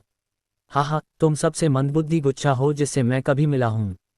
तुमने बिना किसी सुराग के यह अनुष्ठान स्थापित किया है। क्या तुम्हारा दिमाग मदर ट्री ऑफ डिजायर में तुम्हारे विश्वास के कारण खाली हो गया है, या वे विभिन्न तरल पदार्थों से भर गए हैं? मुझे तुम्हें प्रबुद्ध करने दो। मेरे अंदर जो सील किया गया है वह एंजेलिक लेवल पर भ्रष्टाचार नहीं है, बल्कि एक वास्तविक देवदूत है। उसका नाम टर्मीबोरोस है। जैसे ही वह सील पूर्ववत हो जाएगी, वह हम पर उतर जाएगा और तुम सभी का वध कर देगा। वह इस घिनौने शापित गिरे हुए पेड़ को तोड़ देगा और इसे एक सेसपूल में डाल देगा। अगर मैं तुम्हारी जगह होता तो मैं अब इस अनुष्ठान को बंद कर देता और मुझे जाने देता। सुज़ैना मैटाइस लगातार भ्रामक पेड़ के चंदवा के भीतर स्थिति बदल रही थी। लूमियन को नीचे देखा और मुस्कुराया। क्या तुम फिर से झांसा दे रहे हो? झांसा देना तुम्हारा पसंदीदा शगल लगता है। मैं एक बार इसके लिए गिर गई थी, मैं फिर से मूर्ख नहीं बनूंगी। उससे दूर एक शाखा पर ओबर्ज डू कॉकडॉ की सतह पर कुछ खिड़कियों में से एक, लताओं और शाखाओं के साथ उलझा हुआ प्लेराइट गैब्रियल की आकृति को दर्शाता है। वह एक फाउंटेन पेन के साथ कागज के एक टुकड़े पर उन्मत्त रूप से अपना नाम लिखता था, जैसे कि एक प्रसिद्ध लेखक उत्सुक पाठकों के लिए ऑटोग्राफ पर हस्ताक्षर कर रहा हो। वह अपनी स्क्रिप्ट लाइट सीकर के आकर्षण के आगे झुक गया था, प्रसिद्धि प्राप्त कर रहा था और एक घरेलू नाम बन रहा था। सुज़ैना मैटाइस ने जारी रखा, इसके अलावा हमने इस संभावना पर विचार किया है कि यह भ्रष्टाचार नहीं बल्कि एक वास्तविक देवदूत है। इसलिए दिव्य रहस्योद्घाटन के साथ हमने अनुष्ठान के एक महत्वपूर्ण खंड को बदल दिया है। हम तुम्हें सील और देवदूत के साथ mighty mother tree of desire को पेश करने के लिए प्राथमिक बलिदान के रूप में नियोजित करेंगे। यह अंतिम परिणाम में बाधा नहीं डालेगा। बलि के अनुष्ठान खाना पकाने की तरह नहीं है, जहां सामग्री व्यंजनों में बदल जाती है। हमारा कार्य देवता को प्रसाद पेश करना है। जहां तक तुम्हारे सील और अंदर के देवदूत के साथ क्या होता है, यह महान मदर ट्री ऑफ डिजायर को तय करना है। तुम्हें क्यों लगता है कि मैंने तुम पर वास्तव में हमला करने से परहेज किया? ऐसी कार्रवाई ने सील को समय से पहले तोड़ दिया होगा। आत्महत्या से मुझे धमकाने के विचार का मनोरंजन भी न करो। मैं तुम्हें जीने की एक उत्साही इच्छा से भर दूंगी। ऐसा लग रहा था कि टर्मीबोरोस एक मूल्यवान उपहार के समान था जो अपने आप मुक्त हो जाएगा। सील एक बंद बॉक्स जैसा था और लूमियन खुद उत्तम लपेटन था। सुज़ैना और शार्लेट ने बॉक्स को खोलने और मदर ट्री ऑफ डिजायर को उपहार पेश करने का कोई इरादा नहीं किया। इसके बजाय उनकी योजना बॉक्स और उसकी पैकेजिंग को देवता को पेश करने की थी, किसी भी महत्वपूर्ण जोखिम से परहेज करते हुए। सुज़ैना मैटाइस के शब्दों को सुनकर लूमियन अप्रभावित रहा, न तो हैरान, न ही डर, न ही निराश। उसने अपने सिर को थोड़ा झुकाया और अपनी नज़र अपनी बाईं छाती की ओर निर्देशित की। उसके मुंह के कोनों पर एक मुस्कुराहट बन गई।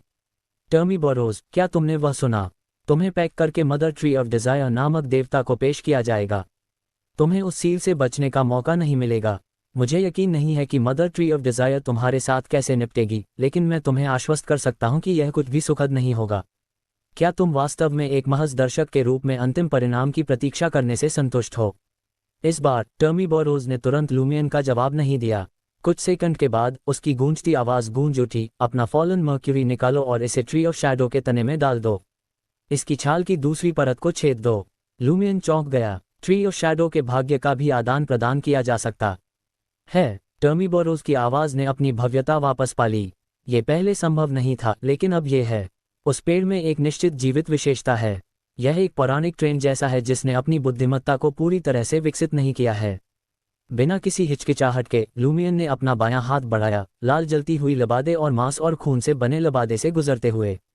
उसने भयावह पैटर्न से सजे प्यूटर ब्लैक डर्क को पकड़ लिया। अपने शरीर को थोड़ा झुकाते हुए बहती लाल लपटों में समाया हुआ वह एक चीता जितना तेज ट्री ऑफ शैडो के तने की ओर दौड़ा। रास्ते में उसने फुर्ती से छलांग लगाई, दरारों और खिलते हुए विशाल फूलों से बचते हुए।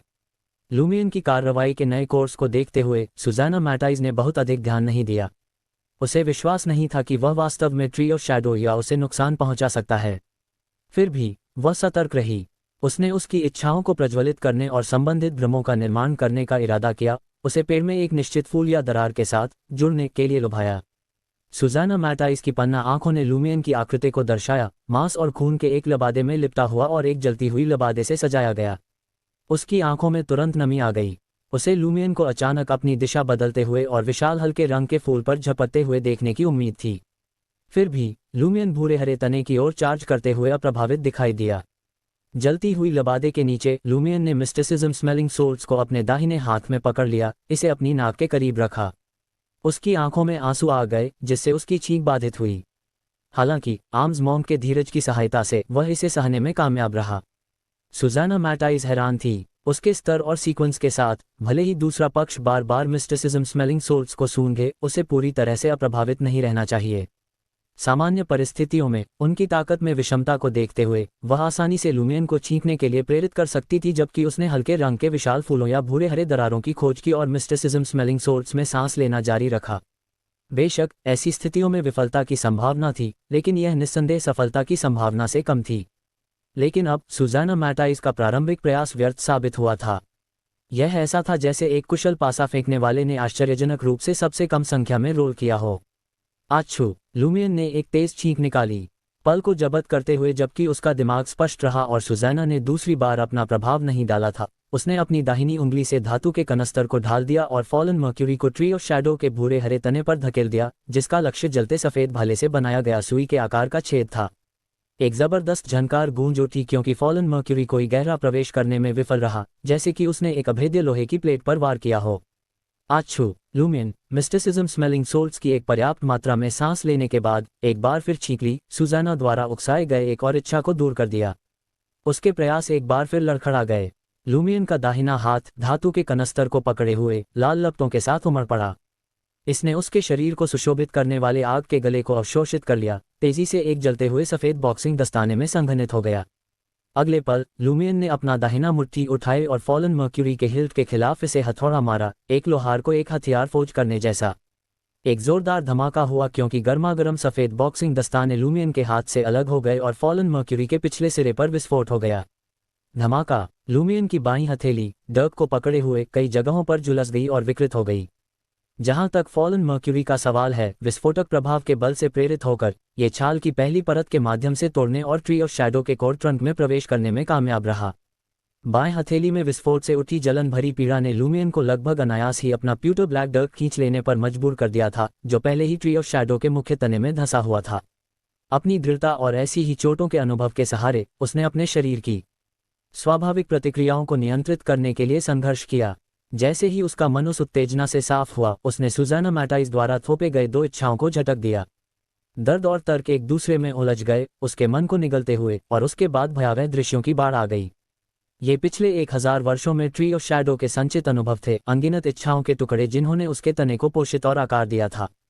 वे इस दुष्ट वृक्ष के संभावित भविष्य का प्रतिनिधित्व करते थे।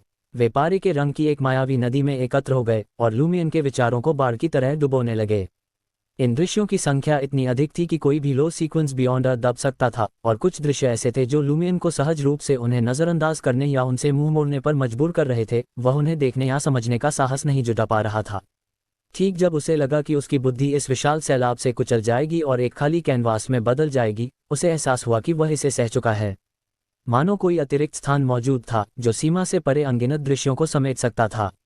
लूमियन ने समय बर्बाद नहीं किया और उस नियति को चुन लिया जिसे वह अदला बदली करना चाहता था। खतरे के प्रति अपनी अंतर्ज्ञान और आध्यात्मिक प्रवृत्तियों के मार्गदर्शन में उसने एक दृश्य चुना। एक भूरी हरी जड़ एक प्राचीन संरचना की गहराइयों की ओर बढ़ रही थी, जिसे एक अदृश्य अग्नि निगल रही थी, जो अंधेरे में चुपचाप जल रही थी और उस क्षेत्र पर एक भयावह चमक डाल रही थी। एक चरमराहट के साथ वह जड़ टूट गई और छायाओं में गिर पड़ी। बैंगनी लपटें उभरी, जो तुरंत एक ऐसे रंग में बदल गईं जिसे नंगी आंख से पहचाना नहीं जा सकता था। एक पल में वे विलीन हो गईं, कोई निशान छोड़े बिना। लूमियन ने फॉलन मर्क्यूरी को वापस खींचा और पूरी ताकत से उस नियति को खोलने की कोशिश की, लेकिन वह निष्क्रिय रही। स्वूश स्वूश स्वूश। अत्यधिक मोटे न होने वाले भूरी हरी पेड़ के तने लूमियन की ओर ऐसे उड़े जैसे सैनिकों की एक टुकड़ी ने सटीक भाले फेंके हों। हर एक में लक्ष्य को भेद कर जड़दार तनों पर टांग देने की क्षमता थी। पेड़ की रहस्यमय छतरी में सुज़ैना मैटाइस की पन्ना हरी आंखें फैल गईं जब उसने इच्छाओं से जुड़ी विभिन्न क्षमताओं का उपयोग करने की कोशिश की, चाहे वह काम, भोजन, लालच या अभिनय से जुड़ी हो, लेकिन सब व्यर्थ रहा। तब उसने ट्री स्पिरिट की शक्तियों का सहारा लेते हुए एक भौतिक प्रहार करने का निश्चय किया। ट्री और शैडो से बंधी होने के कारण उसके पास उपलब्ध तरीके उन लोगों से कहीं अधिक शक्तिशाली थे जो साधारण पेड़ों को साथी बनाते थे। हालांकि उसे अब भी संदेह था कि तथाकथित कर्स्ड ब्लेड ट्री और शैडो को नुकसान पहुंचा सकता है, लूमियन का आत्मविश्वास और प्रदर्शन उसे कुछ असहज कर रहा था। अवचेतन रूप से उसे लगा कि वह जो भी कर रहा है उसे बाधित करना अधिक समझदारी होगी। वह इसे गंभीर रूप से हानिकारक मानकर पहले से ही अत्यधिक सावधानी बरतना पसंद करती थी, बजाय लापरवाही के और फिर अनचाहे बदलावों और असफलता की संभावना देखने के। पहले मामले में अधिकतम कुछ शक्ति और ऊर्जा की बर्बादी होती और अनुष्ठान की पूर्णता में थोड़ी देरी होती। दूसरे मामले में ऐसे बदलाव आ सकते थे जिन्हें वह देखना नहीं चाहती थी और परिणाम असफल हो सकता था। भले ही संभावना कम हो, उसे निवारक उपाय करने ही थे। वह तब तक इंतजार नहीं कर सकती थी जब तक सब घट न जाए। लूमियन के शरीर को ढंकने वाली मांस की पोशाक अचानक सिकुड़ गई, उसका आकार घट गया और अधिकांश भाला जैसे तनों से वह बच निकला। 2 तने उसके बाएं और दाएं कंधों पर आ गिरे जिनसे वह बच नहीं सका। मांस और रक्त से बनी पोशाक अनुशासित सैनिकों की तरह आदेश पाते ही आगे बढ़ी। वे आसन प्रहार की ओर लपके और रक्त रंगी गेंदों की परतें बना दीं। एक जोरदार टक्कर के साथ मांस की परतें भूरी हरी भालों से भेद दी गईं और अधिक मांस उमड़ पड़ा, जल्दी से खाली जगह भरते हुए। हालांकि मिस्टर के की उंगली मांस और रक्त की पोशाक में बदल गई थी ताकि क्षति कम हो सके, फिर भी लूमियन के पैरों ने हथौड़े जैसे बल के सामने जवाब दे दिया और वह पीछे की ओर गिर पड़ा। उसी क्षण उसे उस भूरी हरी जड़ की नियति ढीली पड़ती हुई महसूस हुई जिसे अदृश्य लपटों ने जला दिया था। उस नियति को उखाड़ने वाली मायावी शक्ति केवल लूमियन की नहीं थी, बल्कि उसकी बाईं छाती से भी आ रही थी, किसी अज्ञात स्रोत से।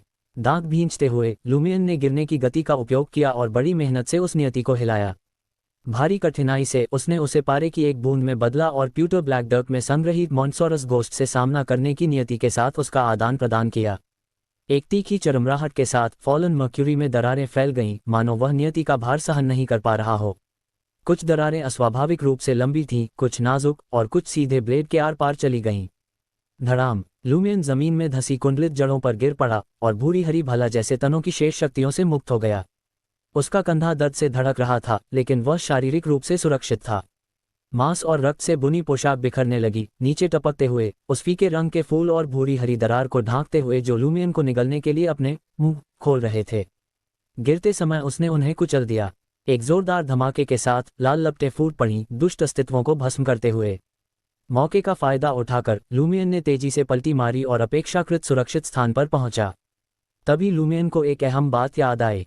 पेड़ों, शाखाओं, पत्तों, बेलों, जड़ों और फूलों के हमलों से बचते हुए और मिस्टिसिज्म स्मेलिंग सोल्ट्स की गंध लेते हुए वह चीखते चीखते बुदबुदाया, मॉन्सोरस गोस्ट से सामना होना आछू। इसका मतलब यह नहीं कि मॉन्सोरस गोस्ट तुरंत हमला करेगा। अगर इसमें समय लगा तो उसकी पिछली सारी मेहनत का क्या मतलब। ये सोचने की परवाह किए बिना कि मॉन्सोरस गोस्ट हर महीने या 2 महीने में ट्री और शैडो पर हमला करता है, या अगर वह हर 4-5 मिनट में भी हमला करता, लूमियन को यह निराशाजनक लगा। जब समय आएगा तब तक अनुष्ठान की तैयारियां पूरी हो चुकी होंगी, बलि समारोह शुरू हो चुका होगा। मदर ट्री ऑफ डिजायर, उस दुष्ट देवता की निगरानी में मॉन्सोरस गोस्ट के लिए पहले की आदतों के अनुसार कुछ देर इंतजार करना और फिर लौट जाना बहुत संभव था। टर्मीबोरोस की भव्य आवाज एक बार फिर लूमियन के शरीर और कानों में गूंजी। ये निकट आ रहा है। ये नियत भाग्य है। पेड़ की रहस्यमय छतरी में सुज़ैना ने लूमियन पर हमले रोक दिए। ट्री ऑफ शैडो का उपयोग करते हुए उसने दूर से शार्लेट को बलि को नियंत्रित करने का निर्देश दिया, जबकि अपनी चेतना को भूरी हरी पेड़ में डुबोकर प्यूटर ब्लैक डक के हमले से उत्पन्न किसी भी समस्या की तलाश करने लगी। वह जितनी जल्दी खोज लेती उतनी जल्दी उसे सुलझाकर बलि अनुष्ठान को आगे बढ़ा सकती थी। टर्मीबोरोस के शब्द सुनकर लूमियन खुद को पूछने से रोक नहीं पाया, क्या मॉन्सोरस घोस्ट सच में ट्री ऑफ शैडो को नष्ट कर सकता है? हालांकि दोनों ही दुष्ट थे, त्रिय की मिट्टी में 1000 साल से जमे, अनगिनत इच्छाओं से पोषित और एक छिपे हुए दुष्ट देवता से जुड़े उस विशाल वृक्ष का रूप अधिक ऊंचा, अधिक भयावह और अधिक दुष्ट प्रतीत होता था। टर्मीबोरोस की गहरी आवाज गूंजी, नहीं, लेकिन इसमें ट्री ऑफ शैडो को कुछ हद तक प्रभावित करने की क्षमता है, जिससे तुम्हारे लिए भागने का अवसर बन सके। जैसे ही टर्मीबोरोस ने बोलना समाप्त किया, लूमियन ने अपने पास एक अचानक काली छाया देखी। वह आकृति थोड़ी झुकी हुई थी, जीवन के भार से दबे किसी वृद्ध व्यक्ति जैसी। मॉन्सोरस घोस्ट। उसने कई प्रतिबंधों और बाधाओं को पार कर ट्री ऑफ शैडो के वैकल्पिक क्षेत्र में प्रवेश कर लिया था। एक ही कदम में झुकी हुई आकृति भूरी हरी तने के किनारे पहुंच गई। सुज़ैना और शार्लेट ने उसकी उपस्थिति महसूस की। उन्हें सहज रूप से खतरा महसूस हुआ, फिर भी उन्होंने उस काली छाया को त्रिय की किंवदंती मॉन्सोरस घोस्ट से नहीं जोड़ा। घबराकर उन्होंने मॉन्सोरस घोस्ट की विभिन्न इच्छाओं को उकसाने की कोशिश की, लेकिन उनके प्रयास अथाह खाई में फेंके गए पत्थरों जैसे थे। कोई प्रतिक्रिया नहीं हुई। पहली बार लूमियन ने मॉन्सोरस घोस्ट का वास्तविक रूप देखा। वह न तो कोई बुरा आदमी था, न ही इंसान। वह अधिकतर एक चिपचिपी काली छाया जैसा था, जिसने मानव सा रूप धारण कर रखा था और पीठ झुकाए खड़ा था। मॉन्सोरस घोस्ट ने 2 सेकंड तक ट्री ऑफ शैडो को देखा, फिर स्वयं को भूरी हरी तने से चिपका लिया। एक पल में वह एक दुष्ट, गाढ़े काले तरल में बदल गया, जिसने पेड़ की छाल की परतों को क्षरित करना शुरू कर दिया। नमी भरी अंधकार की एक बड़ी परत विशाल तने की सतह पर फैल गई, आसपास को दूषित करती हुई और अपना दायरा बढ़ाती हुई। कुछ ही क्षणों में ट्री ऑफ शैडो का पूरा निचला हिस्सा उस काली छाया से ढक गया और सुज़ैना मैटाइस तथा शार्लेट कैल्विनो के हमले व्यर्थ हो गए। अगले ही सेकंड तेल चित्र जैसी नीली आकाश और सफेद बादल तथा जड़ों से गुंथी जमीन ऐसे कांप उठे मानो भूकंप आया हो। पेड़ के तने, जमीन और यहाँ तक कि आकाश की सतह पर भी हल्की मायावी दरारें दिखाई देने लगीं। कुछ धीरे धीरे चौड़ी हो रही थीं और बाहर की सड़कों की झलक दिखा रही थीं, शाखाओं, बेलों और इच्छाओं से प्रभावित अव्यवस्थित सूक्ष्म संसार। तैयार रहो, टर्मीबोरोस की भव्य आवाज लूमियन के कानों में गूंजी। ये समझते हुए कि वह मॉन्सोरस घोस्ट को रोक नहीं सकती और स्थिति तेजी से बिगड़ रही है, सुज़ैना मैटाइस ने कड़वी अभिव्यक्ति के साथ एंशिएंट हर्मीज में एक मंत्र पढ़ा। उस देवता का पुत्र जो कभी जन्म नहीं लेना चाहिए था, तुम कैद करने वाले श्राप का पिंजरा हो, इतिहास को क्षय करने वाला एक दुष्ट, मैं तुम्हारी सहायता की प्रार्थना करती हूँ। जैसे ही सुज़ैना मैटाइस ने मंत्र पूरा किया, रहस्यमय वृक्ष मुकुट के नीचे की शाखाओं से एक चिपचिपा गाढ़ा काला तरल स्रावित होने लगा। यह मॉन्सोरस घोस्ट द्वारा धारण किए गए काले तरल से काफी मिलता जुलता था, लेकिन एक बड़ा अंतर था। इसमें कहीं अधिक अराजकता, उन्माद और दुष्टता थी।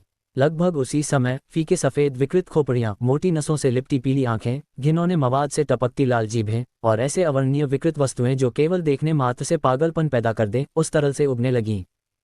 जंगली क्षेत्र में, जहां मैडम जजमेंट और लेडी मून की भयंकर लड़ाई चल रही थी, रूअनाची और अन्य स्थान बिखरे हुए थे। भूरी हरी पेड़ ओमिनसली झूल रहा था और वास्तविकता के ताने बाने को भेदती हुई सूक्ष्म दरारें उसके चारों ओर फैल रही थीं। अचानक आकाश में एक मायावी द्वार प्रकट हुआ, परत दर परत।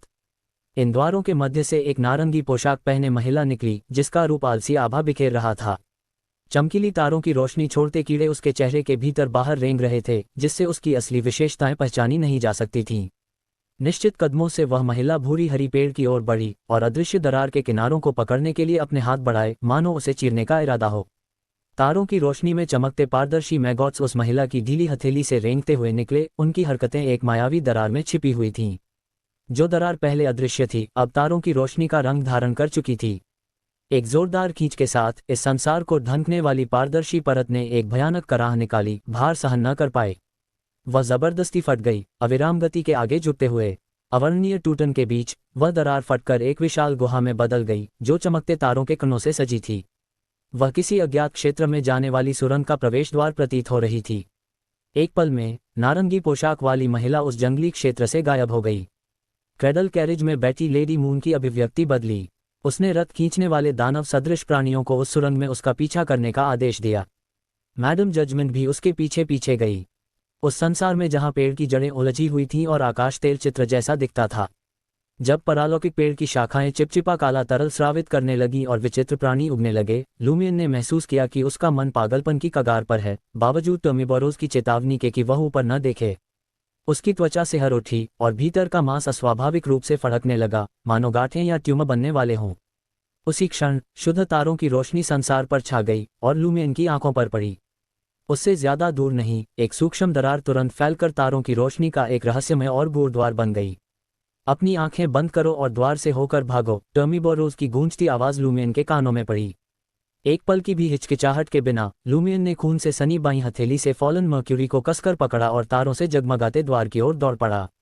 आंखें भींचकर उसने हंटर की सहज स्थानिक समझ और सटीक दूरी का सहारा लिया और कुछ ही कदमों में वहां पहुंच गया। आसपास के परिवर्तनों या छिपे खतरों से विचलित हुए बिना उसने अज्ञात में छलांग लगा दी।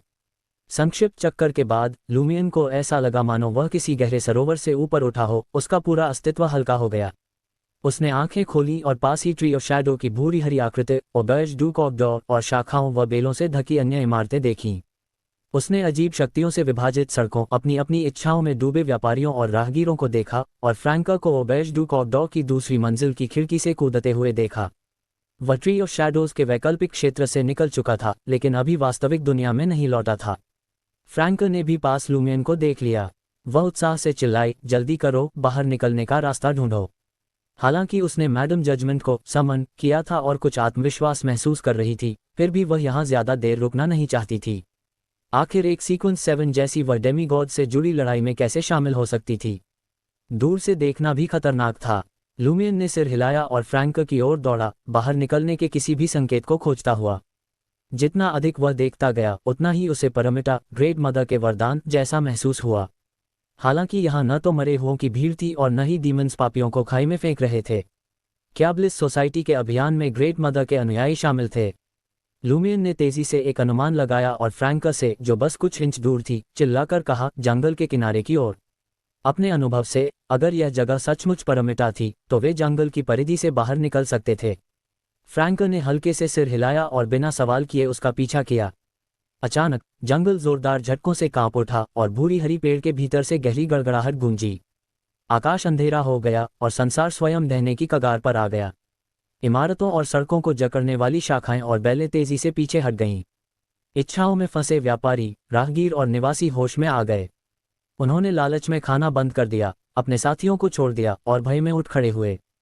खून से लथपथ और भ्रमित उन्होंने अपनी हिंसा रोक दी और चारों ओर देखने लगे। ऑबर्ज डूक ऑफ डॉर में झगड़ता हुआ भागा हुआ जोड़ा रुक गया। अपने कृत्यों की गलता से अनजान वे हैरान थे कि आकाश अचानक इतना अंधेरा क्यों हो गया, मानो शाम उतर आए हो। एंथनी रीड, जो एक लकड़ी की मेज के नीचे कांप रहा था, संभला। वह बाहर निकला और खिड़की से झांका, उसका चेहरा गंभीर हो गया। गैब्रियल, जो उन्मत्त होकर अपना नाम लिख रहा था, अचानक होश में आया। उसने सोचा कि कहीं तनाव ने ही उसे पागल तो नहीं कर दिया था, जब वह लाइटसीका स्क्रिप्ट को थिएटर मैनेजर की प्रतिक्रिया के साथ पॉलिश कर रहा था। भूमिगत बार का मालिक पवार्ड नीसन ने अपना ब्रश रख दिया, लेकिन ड्राइंग बोर्ड से नजर नहीं हटा सका। हालांकि उसने उसे जल्दी में बनाया था, फिर भी उसे लगा कि यह उसका अब तक का सबसे अद्भुत काम है। यह उसकी सबसे ऊंची अपेक्षाओं से भी बढ़कर था। अनजाने में वह फिर उसी अवस्था में लौटना चाहता था, लेकिन वह नहीं कर सका। पल भर में सारी शाखाएं और बेले ट्री ऑफ शैडोज में वापस खींच गईं। होश में आए अधिकांश व्यापारी, राहगीर और निवासी उस भयावह भूरी हरी पेड़ को देखकर दहल गए। उन्हें समझ नहीं आया कि क्या हुआ था, लेकिन भय ने उन्हें ट्री ऑफ शैडोज से दूर भागने पर मजबूर कर दिया, अपनी सहज चेतावनियों का पालन करते हुए। उसी क्षण सुजाना मैटाइज अपने फिरोजी बालों के साथ रहस्यमय वृक्ष मुकुट पर प्रकट हुई। उसके नीचे शार्लेट कैल्विनो खड़ी थी, निराशा, कुंठा और घृणा से भरी अभिव्यक्ति के साथ। बलि के भाग जाने से उनकी बलि अस्थायी रूप से विफल हो गई थी। वे तुरंत प्रतिशोध से बचने के लिए वैकल्पिक क्षेत्र से निकल गईं। सुजाना मैटाइज प्रतिघात और देवत्व के प्रभाव से ग्रस्त और अधिक अमूर्त दिखने लगी, मानो किसी भी क्षण विलीन हो जाए। जंगल के किनारे की ओर भागते लूमियन और फ्रैंक उसकी कमजोर नजर में चमके, लेकिन वह उन्हें प्रभावित करने की स्थिति में नहीं थी। सामान्य परिस्थितियों में ट्री ऑफ शैडो से उसका विलय उसे दूर से अपनी शक्तियां प्रयोग करने देता, लेकिन बाधित अनुष्ठान से आया प्रतिघात और सोन ऑफ गॉड के अवतरण के बाद की अनियंत्रित भ्रष्टता ने उसकी जान लगभग ले ली थी। अब वह अत्यंत दुर्बल थी। हठी और दुष्ट आत्मा होने के नाते सुजाना मैटाइज इतनी आसानी से हार मानने को तैयार नहीं थी। वह लूमियन को पकड़कर उसे फिर से ट्री ऑफ शैडोज में घसीटना चाहती थी ताकि अधूरा अनुष्ठान पूरा हो सके। एक बार फिर ट्री ऑफ शैडोज की शाखाएं और बेलें तेजी से बढ़ीं, एक बदनसीब व्यापारी को जकड़कर ऊपर उठा लिया। उनके कांटे उसके मांस में धंस गए, उसकी जीवन शक्ति को सोखते हुए, जो सुजाना को पुनर्जीवित कर सकती थी। यह ऐसा था जैसे ट्री ऑफ शैडोज का उपयोग कर स्वप्न जैसी अवस्था में प्रवेश करना, धीरे धीरे ऊर्जा चूसते हुए लक्ष्य को एक भयावह मुठभेड़ में मृत्यु तक ले जाना। लेकिन अब प्रक्रिया कच्ची और तेज हो गई थी, एक त्वरित यातना। जंगल में फंसे व्यापारी, राहगीर और निवासी भयभीत चीखों में फूट पड़े जब उन्होंने भूरी हरी शाखाओं और बेलों की बाढ़ और अपने साथियों को ऊपर उठते देखा। वह फेरीवाला जिसने कभी लूमियन को अतिरिक्त विस्की सावा परोसा था, जमीन पर पड़े पत्थर से ठोकर खाकर गिर पड़ा। पूरी निराशा में उसने फिरोजी बेलों को अपने शरीर पर चढ़ते देखा, परत दर परत, उसे पूरी तरह निगलते हुए। हलचल महसूस कर लूमियन ने सिर घुमाया और कई सेकंड तक उस दृश्य को देखा, फिर उसकी गति धीरे धीरे कम हो गई। ये देखकर फ्रैंक ने गाली दी, क्या तुम वापस जाकर उन्हें बचाने का सोच रहे हो? कमबख्त, अपनी औकात समझो, तुम बस एक वांछित अपराधी हो, एक गिरोह का नेता। लूमियन रुका नहीं, लेकिन उसने रफ्तार भी नहीं बढ़ाई। वह और फ्रैंक जंगल के किनारे के और करीब पहुंच गए। उसी क्षण लूमियन के कानों में टर्मी बोरोज की भव्य आवाज गूंजी। इस बार इनएविटेबिलिटी के एंजल ने वाक्य एक एक करके नहीं बोले। इसके बजाय उसने अंतराल में एक लंबा अनुच्छेद लूमियन की चेतना में उंडेल दिया। क्या तुमने अपनी नियति को स्वीकार नहीं किया? इनएविटेबिलिटी की शक्ति सहने के बाद स्वाभाविक रूप से एक समान भ्रष्टता आती है। जिस क्षण कौडू नष्ट हुआ, उसी क्षण तुम दुर्भाग्यशाली बन गए। अतीत के कई मामलों में यह मैं नहीं था जिसने तुम पर प्रभाव डाला, बल्कि तुम्हारी अभागी नियति ही अपना काम कर रही थी। एक दुर्भाग्यशाली आत्मा के रूप में न केवल तुम स्वयं दुर्भाग्य झेलोगे, बल्कि तुम्हारे आसपास और तुम्हारे करीबी लोग भी। अगर तुम्हें रहस्यवाद का ज्ञान न होता, जिससे सुजाना मैटाइस तुम्हारे शरीर की समस्या खोज न पाती और हुगा आठवा से रासायनिक संयंत्र विस्फोट को बलि व्यवस्था के लिए उपयोग करने की बात शुरू न कर पाती, तो जेना की माँ आत्महत्या न करती और जेना का भाई पागलपन में न डूबता। अगर तुम पर्याप्त सावधान होते, जब फ्लैमिंग होश में आया और तुम्हारे साथ पीने बैठा, तो तुम किसी असली मनोचिकित्सक से मिलने का अवसर ढूंढते। वह आत्महत्या का रास्ता न चुनता। अगर तुमने केवल रुआ को चेतावनी देने के बजाय उसकी गतिविधियों को सीमित भी किया होता, तो वह फिर से बीमारी की चपेट में न आता और इतनी जल्दी न मरता। मिशेल अपनी जीने की इच्छा न खोती। ये सारी दुर्भाग्य तुमने उन पर लाए हैं। मेरा अस्तित्व केवल एक तुरुप का पत्ता नहीं है जो तुम्हें वरदान और दूसरों को डराने की शक्ति देता है, बल्कि एक अनिवार्य श्राप भी है। केवल इनएविटेबिलिटी के सामने झुककर और मुझे मेरी मुहर से मुक्त करके ही तुम्हारा दुर्भाग्य समाप्त हो सकता है। अगर तुम इसी रास्ते पर चलते रहे, तो जिन लोगों को तुम बचाना चाहते हो उन्हें नहीं बचा पाओगे। जिन्हें तुम सुरक्षित रखना चाहते हो उन्हें सुरक्षित नहीं रख पाओगे। तुम केवल उनके दुर्भाग्य को बढ़ाओगे। जब समय आएगा, यहाँ मदद की गुहार लगाने वाले मर जाएंगे। गैब्रियल मर जाएगा, चार्ली मर जाएगा, जेना मर जाएगी, फ्रैंक भी मारी जाएगी। लूमियन अचानक रुक गया, उसका चेहरा पीड़ा से विकृत हो गया। वह अपने भीतर के दर्द को अब छिपा नहीं सका। फ्रैंक ने फिर पुकारा, होश में आओ। सब ठीक हो तो भलाई करना ठीक है, लेकिन अभी हमें भागना है और ऑफिशियल बियॉन्डर से मदद लेनी है। कौन जानता है डेमीगॉड्स की लड़ाई का क्या नतीजा होगा। सुजाना अब एक सशक्त सीक्वेंस 5 जैसी है, कुछ देव सदृश क्षमताओं के साथ। हम उसका सामना नहीं कर सकते। वे लोग किसी ऐसे खलनायक से मदद की उम्मीद नहीं करते जो उनके साथ शरारतें करता हो। भूरी हरी पेड़ के पास कई लोग पहले ही उसकी शाखाओं से लटके हुए थे। स्वूश, गैब्रियल को कुछ हरी बेलों ने ऊपर उठा लिया और लाइटसीकर स्क्रिप्ट के बिखरे पन्ने जमीन पर गिर गए। पवार्ड नीसन, भूमिगत बार का मालिक, उसके पास खड़ा था। उसका शरीर एक उभरे हुए कांटे से भेदा हुआ। भागे हुए जोड़े में महिला ठोकर खाकर धीमी पड़ गई और अंततः एक शाखा से उलझकर बेलों में फंस गई। कंबल में लिपटा युवक घबरा गया और आगे बढ़ता रहा, लेकिन कुछ कदम बाद वह अचानक रुक गया, खुद को गाली देते हुए। डॉश्टी, वाक्य पूरा करने से पहले ही वह घूम गया और अपनी साथी की ओर दौड़ पड़ा। दांत भींचकर वह बेलों को फाड़ने और उसे छुड़ाने की कोशिश करने लगा। बेबस चीखें और भयभीत पुकारें जंगल में गूंज उठीं। लूमियन की मुट्ठियां अनायास भींच गईं। अचानक उसने एक हंसी छोड़ी और बोला, तो क्या तुम मुझे करीबी मानते हो? आखिर तुम मेरे शरीर के भीतर रहते हो। क्या तुम भी दुर्भाग्य झेलोगे? मुझे पता है कि मुझे अनगिनत असफलताओं का सामना करना पड़ेगा, फिर भी मैं उस छोटे से लगभग नगण्य आशा के पीछे बार बार प्रयास करता रहूंगा। अगर मैंने हार मान ली होती तो मैं बहुत पहले ही हार चुका होता, और अभी भी सफलता की एक संभावना बाकी है। ये कहते हुए लूमियन ने एक और कदम बढ़ाया और जंगल के किनारे की ओर दौड़ता रहा। हालांकि फ्रैंक उसकी बुदबुदाहट नहीं समझ पाए, लेकिन उसे राहत थी कि उसने एक समझदारी भरा फैसला लिया। 2-3 सेकंड बाद दोनों जंगल के किनारे पहुंच गए। लूमियन ने जानबूझकर फ्रैंक से दूरी बनाए रखी, फिर अचानक अपने हाथ बढ़ाकर उसे बाहर धकेल दिया। अचानक हुए इस कृत्य से चौंकी फ्रैंक ने देखा कि उसका शरीर धीरे धीरे जंगल से बाहर निकल रहा है। उसने मुड़कर लूमियन को देखा। लूमियन मुस्कुराया और धीरे से बोला, कभी मैंने भी उनकी निराशा, दर्द और मदद की पुकार को साझा किया था, और उस समय किसी ने मेरी ओर हाथ बढ़ाया था। ये कहते हुए वह मुड़ा और भूरी हरी पेड़ की ओर दौड़ पड़ा। धुंधले जंगल में उसके शरीर पर लाल लपटें भड़क उठीं। इस बार आग ने उसे उसके कपड़ों से अलग नहीं किया, बल्कि उसकी त्वचा और मांस को झुलसाने लगी। वह आने वाली विभिन्न इच्छाओं का सामना करने के लिए निरंतर दर्द का उपयोग करना चाहता था। दौड़ते हुए उसकी नज़र सुज़ैना पर जमी थी, उसके फिरोजी बालों में उलझी हुई। फिर भी उसने केवल फॉलन ट्री स्पिरिट को नहीं देखा, बल्कि उस आकृति को भी जो उसकी स्मृति में अंकित थी, वह जिसने उसका मार्ग रोशन किया था। सुज़ैना की आंखें लूमियन पर टिकी थीं, जो लाल लपटों में घिरा उसकी ओर दौड़ रहा था। वह आसपास की भीड़, व्यापारी, राहगीर और पेड़ों से लटके किराएदार से ऊर्जा सोख रही थी। उसका लक्ष्य जितनी जल्दी हो सके अपनी युद्ध क्षमता बहाल करना था। उसे लूमियन से कोई चिंता नहीं थी। पेड़ मुकुट के शीर्ष पर स्थित होकर वह जानती थी कि वह उसे छू भी नहीं सकता। इसके अलावा वह ट्री ऑफ शैडो के साथ एक थी, जिससे वह लगभग अजेय थी। देवत्व के बिना कोई भी हमला केवल मामूली चोट पहुंचाता उसे मार या गंभीर रूप से घायल नहीं कर सकता था।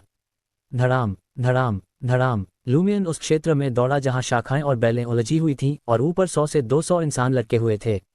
भूरी हरी पत्तियां उसे जकड़ने और भेदने की कोशिश कर रही थीं, लेकिन उसकी अग्नि में आभा ने उन्हें भय से पीछे हटने पर मजबूर कर दिया।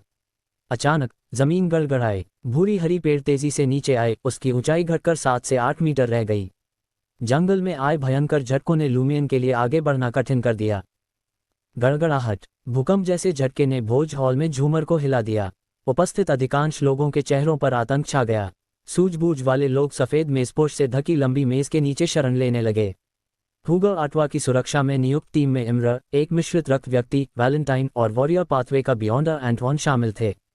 असामान्यता एक साथ महसूस करते हुए उन्होंने मौन सहमति से इम्र को जांच के लिए भेजा। वह खिड़की की ओर दौड़ा और बाहर झांककर गड़बड़ी के स्रोत को खोजने की कोशिश की। इम्रा ने देखा कि रू अनाची, रू डू रोसिग्नॉल और रू डेस ब्लाउजस ब्लांचेस पर कई घर एक निश्चित कोण तक झुक गए थे, लेकिन गिरे नहीं थे। उनकी सतहें भूरी हरी शाखाओं और बेलों से ढकी थीं। इन सब में सबसे प्रमुख दृश्य वह भूरी हरी पेड़ थी, जो लगभग रू अनाची पर स्थित थी। वह नीचे आई हुई थी, अनेक पेड़ गांठों और फूलों से सजी। ये दृश्य केवल कुछ सेकंड चला, फिर सब कुछ सामान्य हो गया, मानो असफल चित्र को किसी और कृति से बदल दिया गया हो। क्या हो रहा है? हुगो आटवा ने शांत स्वर में खिड़की के पास आकर पूछा। इम्रा ने कोई बात नहीं छिपाई। उसने आवाज धीमी करते हुए ईमानदारी से उत्तर दिया, रू अनाची, रू डू रोसिग्नॉल और रू डेस ब्लाउजस ब्लांचेस पर असामान्यताएं हुई हैं। रू अनाची, रू डू रोसिग्नॉल, रू डेस ब्लाउजस ब्लांचेस। जैना ने, जो पास की खिड़की तक तो पहुंची थी लेकिन दृश्य नहीं देख पाई, जब ये सड़क नाम सुने तो उसके पैर जम गए। 2 नाम तुरंत उसके मन में उभरे, सील, फ्रैंक। क्या वे उस असामान्यता में फंस गए थे? जैना का दिल डूब गया और उसने अनायास हुगो आटवा की ओर देखा। उसने देखा कि संसद सदस्य के होठों पर हल्की सी मुस्कान उभर आई थी, मानो वह अपनी प्रसन्नता छिपा न पा रहा हो। वही है और उसके विधर्मी साथी। जैना के मन ने तुरंत निष्कर्ष निकाला। अंधकार ने उसे घेर लिया और निराशा बेकाबू होकर उमड़ पड़ी। क्या फ्रैंक और सील विधर्मियों की योजनाबद्ध हमले और इस असामान्यता को झेल पाएंगे और जीवित रहेंगे? क्या मुझे अपनी मौजूदा शक्ति के साथ उनकी मदद के लिए दौड़ना चाहिए, या मैं केवल उन्हें और नुकसान ही पहुंचाऊंगी? उस क्षण जैना को ऐसा लगा मानो उसे थामने वाले स्तंभ, उसके 2 मित्र जो हमेशा उसके साथ खड़े रहे, रहने वाले हों, जैसे उसने अपनी मां को खो दिया था। और यह सब विधर्मियों की गलती थी, हुगो आटवा की। जैना ने सिर झुका लिया, हुगो आटवा की नज़र से बचते हुए, इस डर से कि उसकी आंखें भीतर की पीड़ा और घृणा को उजागर न कर दें। घृणा ने उसे निगल लिया। फिर भी वह खुद को याद दिला सकती थी कि उसका भाई जूलियन अभी जीवित है, भले ही उसे मानसिक बीमारी हो जिसे ठीक किया जा सकता है। अगर उसने अपनी बहन भी खो दी तो वह सच में अपूरणीय पागलपन में डूब सकता था। भोज समाप्त होने के बाद जब कारखाने के मालिक मुआवजा देंगे और जब मैं सारे कर्ज चुका दूंगी, मैं जूलियन को लेकर बाजार जिले और कार्टिए डू जार्डिन बोटानिक से दूर चली जाऊंगी। हम कहीं और रहेंगे, आने वाले दर्द से दूर। जैना ने ये शब्द बार बार खुद से दोहराए, अपनी भावनाओं को काबू में रखने की कोशिश करते हुए। फिर से असामान्यता क्यों? हुगो आटवा ने इम्र, वैलेंटाइन और एंटवान से पूछा। इम्र ने कड़वी मुस्कान के साथ उत्तर दिया, मैंने उस पेड़ को देखा है। ये त्रिय के इतिहास में कई बार प्रकट हुआ है, लेकिन इसे कभी पूरी तरह सुलझाया नहीं गया। त्रियो की प्योरीफायर टीम में शामिल होने के बाद से उसने भूमिगत छिपे खतरों के बारे में सीखा था जिन्हें पूरी तरह शुद्ध नहीं किया जा सकता। वह भूरी हरी पेड़ उन्हीं में से एक थी। वह, उसके वरिष्ठ और उसके साथी यह समझ नहीं पाए थे कि त्रियो को ऐसे खतरों के ऊपर क्यों बसाया गया।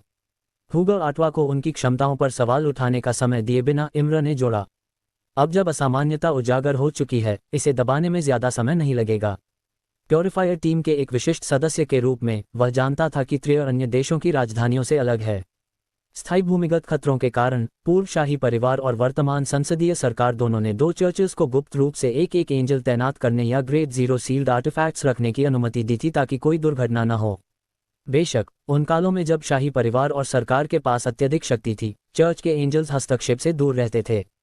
उदाहरण के लिए, एम्परर रोसेल के शासनकाल में जैसे ही उस विचित्र पेड़ से उत्पन्न असामान्यता उजागर हुई, उसे तेज और विनाशकारी प्रहार झेलना पड़ेगा। हालांकि उसे पूरी तरह नष्ट नहीं किया जा सकता, फिर भी उसे लंबे समय तक नियंत्रण में रखा जाएगा। ट्री ऑफ शैडो के तेज और हिंसक अवतरण के बाद जंगल स्थिर हो गया। गैब्रियल, पवार्ड नीसन और अन्य अभी भी शाखाओं से लटके हुए थे। उनके चेहरे पीले और काले पड़ते जा रहे थे, मानो उनकी ऊर्जा चूस ली गई हो। लूमियन ने संतुलन पाया और लाल लपटों में घिरा पास की भूरी हरी पेड़ की ओर दौड़ता रहा। उस समय तक सुजाना मैटाइज ने अपनी शक्ति का एक बड़ा हिस्सा पुनः प्राप्त कर लिया था। लूमियन की आकृति उसकी नज़रों में थी, उसकी मौजूदा क्षमताओं की सीमा में उसके पास आते हुए। लूमियन के पीछे एक छाया अपने स्वामी से अलग हुई और चुपचाप उसकी पीठ पर झपटी।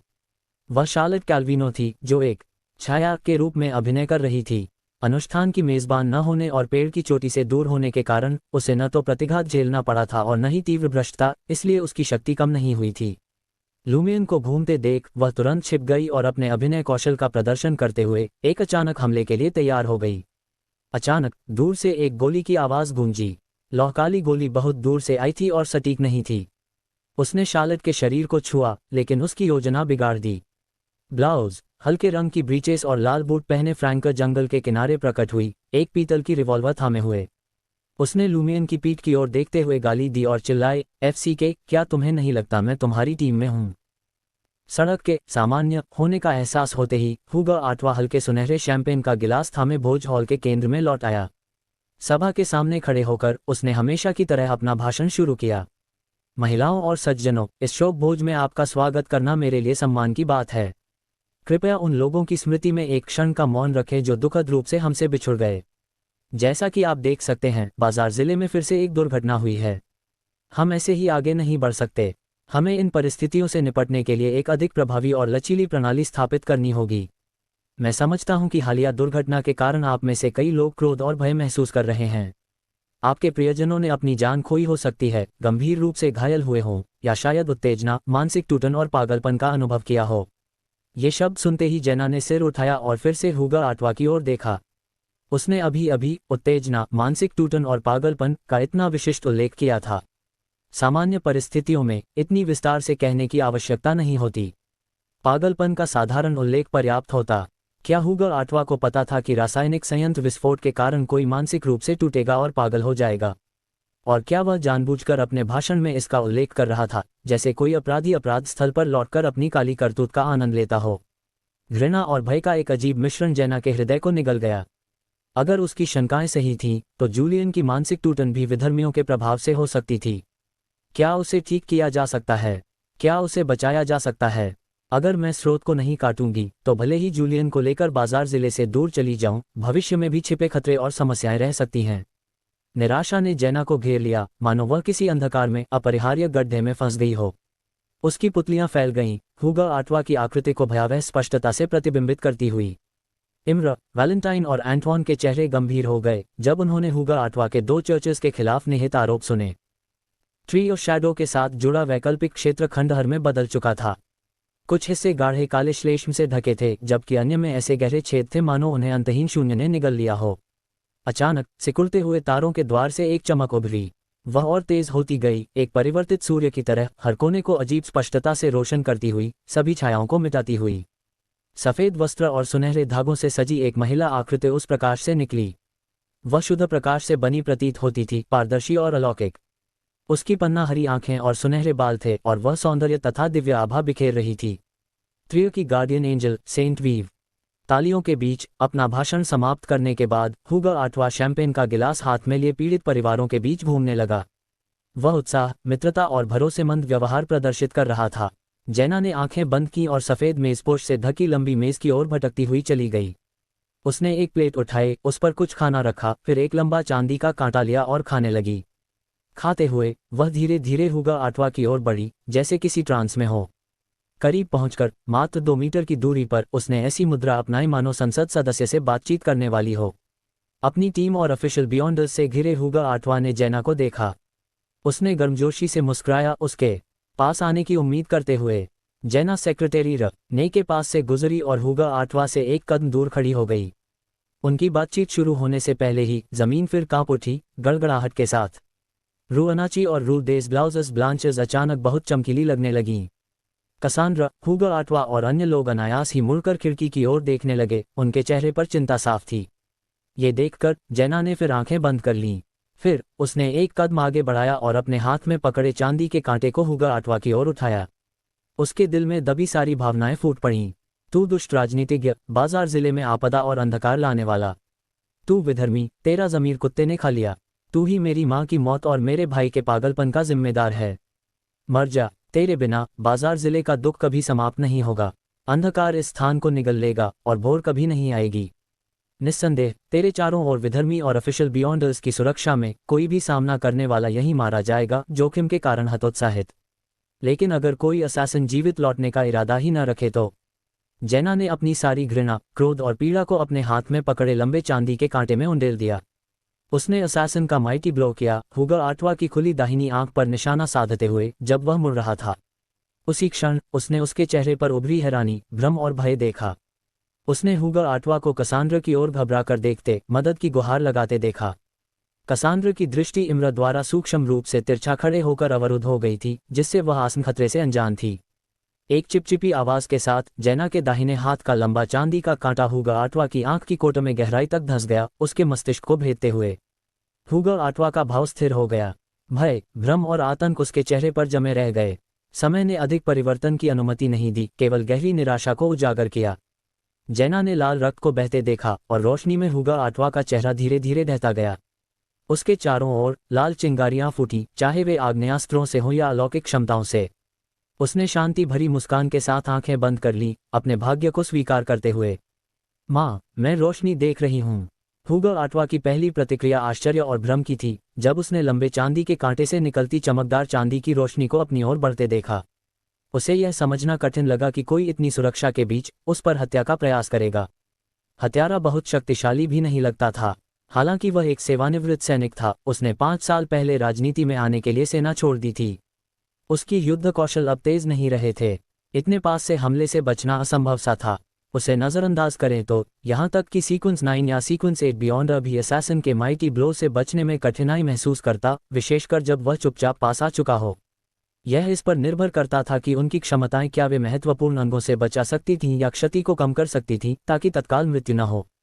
स्वाभाविक रूप से कुछ सीक्वेंस 8 या 9 बियॉन्डर्स में पहले से खतरे या शत्रुता को भांपने की क्षमता होती है, जो असैसिन के पास आने और हमले को विफल कर सकती है। एक पल में हुगो आठवा ने कसांड्रा के लाल बालों, 3 ऑफिशियल बियॉन्डर्स और अपने अधीनस्थ ने मार्गरेट और बोडुवा की ओर देखा, तीव्र भय से भरते हुए। लेकिन उसने जो देखा वह था कसांड्रा के लाल बाल, उसका शरीर और दृष्टि इम्र द्वारा ढंकी हुई, और ऑफिशियल बियॉन्डर्स इम्र और एंटवान की शांत, उदासीन निगाहें।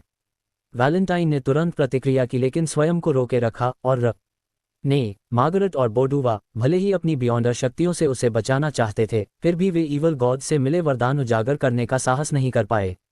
उस क्षण हुगो आठवा गहन निराशा से भर गया। तुम सब, मुझे बचाओ, मुझे बचाओ। एक चिपचिपी आवाज के साथ लंबा चांदी का कांटा हुगो आठवा की दाहिनी आंख में निर्दयता से धंस गया, जेना की पूरी शक्ति से। वह आंख की कोटक को चीरते हुए मस्तिष्क में घुस गया, बाहर केवल हैंडल का छोटा सा हिस्सा रह गया। हुगो आठवा के विचार धुंधले हो गए। वह कुछ पकड़ने के लिए हाथ बढ़ाना चाहता था, लेकिन उसकी बाँह उठ भी न सकी। मैं राष्ट्रपति नहीं बना, मैंने महान अस्तित्वों का आगमन नहीं देखा, मुझे देवत्व का वरदान नहीं मिला, मैं ऐसे नहीं मर सकता एक कमजोर असैसिन के हाथों। मैं आए मरना नहीं चाहता। विचारों की बाढ़ हुगो आठवा के मन में दौड़ गई, जबकि गोलियों की आवाज उसके कानों में गूंज रही थी। उसका शरीर जमीन पर ढह गया और अंधकार ने फिर उसकी दृष्टि को ढक लिया। धड़ाम। ल मार्श डू काटिए डू जेंटलमैन के संसद सदस्य हुगा आठवां जमीन पर गिर पड़ा, उसका हृदय धड़कना बंद कर चुका था। जेना आंखें बंद किए और चेहरे पर मुस्कान लिए पास के ब्यूरो 7 एजेंटों द्वारा चलाई गई गोलियों से घायल हुई। एक गोली उसके कंधे में लगी और दूसरी ने विपरीत दिशा से उसकी पसलियों को भेद दिया। दर्द ने उसकी अभिव्यक्ति को अनायास विकृत कर दिया। उसका शरीर पीछे की ओर झटका, मानो वह सिकुड़कर खुद को बचाना चाहती हो। उसने आंखें खोली और र ने तथा अन्य ईवल गॉड्स के भक्तों को घृणा और अस्वाभाविक घबराहट से उसे घूरते देखा, फिर भी हमला करने से रुकते हुए। अगले ही पल एक सुनहरी रिवॉल्वर कक्ष भरी हुई जेना के सिर पर आ टिक गई। इम्र ने कमरे का जायजा लेते हुए घोषणा की, मैंने पहले ही असैसिन को काबू में कर लिया है।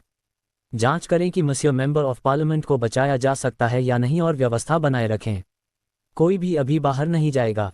उसने स्पष्ट कर दिया कि वह जेना को एग्लीस सेंट रॉबर्ट ले जाकर पूछताछ करना चाहता है या यहीं उसके इरादे और मास्टरमाइंड के बारे में पूछना चाहता है, ताकि कसांड्रा और अन्य अपना गुस्सा न निकाल सकें। ट्री ऑफ शैडो के अवतरण के साथ विभिन्न सड़कें अपने मूल रूप में लौट आईं, हालांकि वे अभी भी जंगल से ढकी थीं। लूमियन ने महसूस किया कि सुज़ैना मैटाइज अब दूर से उसकी इच्छाओं को वैसे नहीं उकसा सकती थी जैसे पहले। इसलिए वह मुड़ा, शार्लेट से निपटने का इरादा करते हुए। उसके शरीर को घेरने वाली लाल लपटें तीव्रता से जल रही थीं, उसके कपड़ों को जला रही थीं और उसकी त्वचा व मांस को अलग अलग स्तर पर झुलसा रही थीं, निरंतर पीड़ा पहुंचाते हुए। यह यातना उसके मन को उत्तेजित कर रही थी, जिससे वह कुछ हद तक स्पष्टता बनाए रख सका।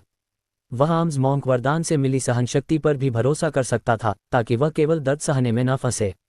पायरमेनियाक्स के लिए भी ऐसा आत्मदहन खतरनाक था, और जैसे जैसे समय बीतता क्षति बढ़ती जाती, अंततः उसके जीवन को खतरे में डाल देती। निस्संदेह उससे पहले ही उसकी स्पिरिचुअलिटी टूट सकती थी। वह केवल आग को अपने आप बुझने देने का इंतजार कर सकता था। अगर आर्म्स मॉन्क वरदान और ट्री ऑफ शैडो के भीतर चल रहे आंतरिक संघर्ष न होते तो उसकी स्पिरिचुअलिटी आत्मदहन से टूट चुकी होती। जब उसने लूमियन को मुड़कर देखा और रेड बूट्स फ्रैंका को पीतल की क्लासिक रिवॉल्वर के साथ उसकी ओर फिसलते हुए देखा, उसके पैरों के नीचे जमी बर्फ की परत पर शार्लेट ने अचानक हमले की योजना छोड़ दी। इसके बजाय उसने ट्री ऑफ शैडो की ओर लौटने की तैयारी की, जहां वह वातावरण का उपयोग कर अपनी क्षमताएं बढ़ाकर दुश्मन का सामना कर सकती थी। उसका शरीर तुरंत लचीला हो गया, मानो चिपचिपा पदार्थ स्रावित कर रहा हो। उसने एक सांप जैसे प्राणी का अभिनय किया, उलझी बेलों और शाखाओं का उपयोग करते हुए तेजी से भूरी हरी पेड़ की ओर पीछे हटने लगी। उसी क्षण शार्लेट का शरीर जम गया। यह ऐसा था मानो वह किसी ड्रैगन का सामना कर रही हो, जैविक पदानुक्रम के शिखर के शिकारी से। वह भय और घबराहट से कांप उठी। वह अपने आसपास चक्कर लगाने लगी और बेतरतीब ढंग से दौड़ने लगी, मानो किसी अदृश्य शत्रु से भाग रही हो। उससे कुछ दूर सूचना दलाल एंथनी रीड एक लोहे काले गैस स्ट्रीट लैंप पोस्ट के पीछे से उभरा, ओबेज डू कॉकडॉ की बेलों और शाखाओं से लटका हुआ।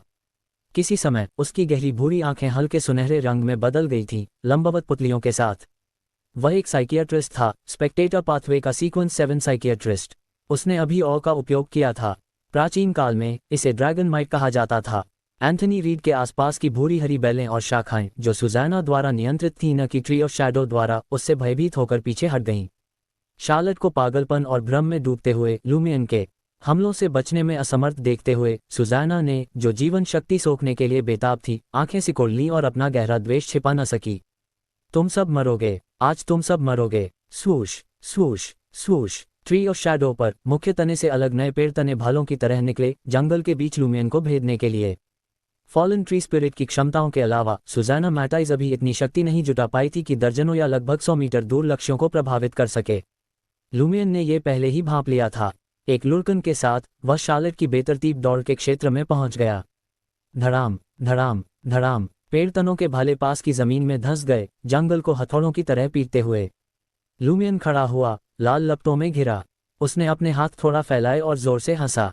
आओ, मुझे मार दो।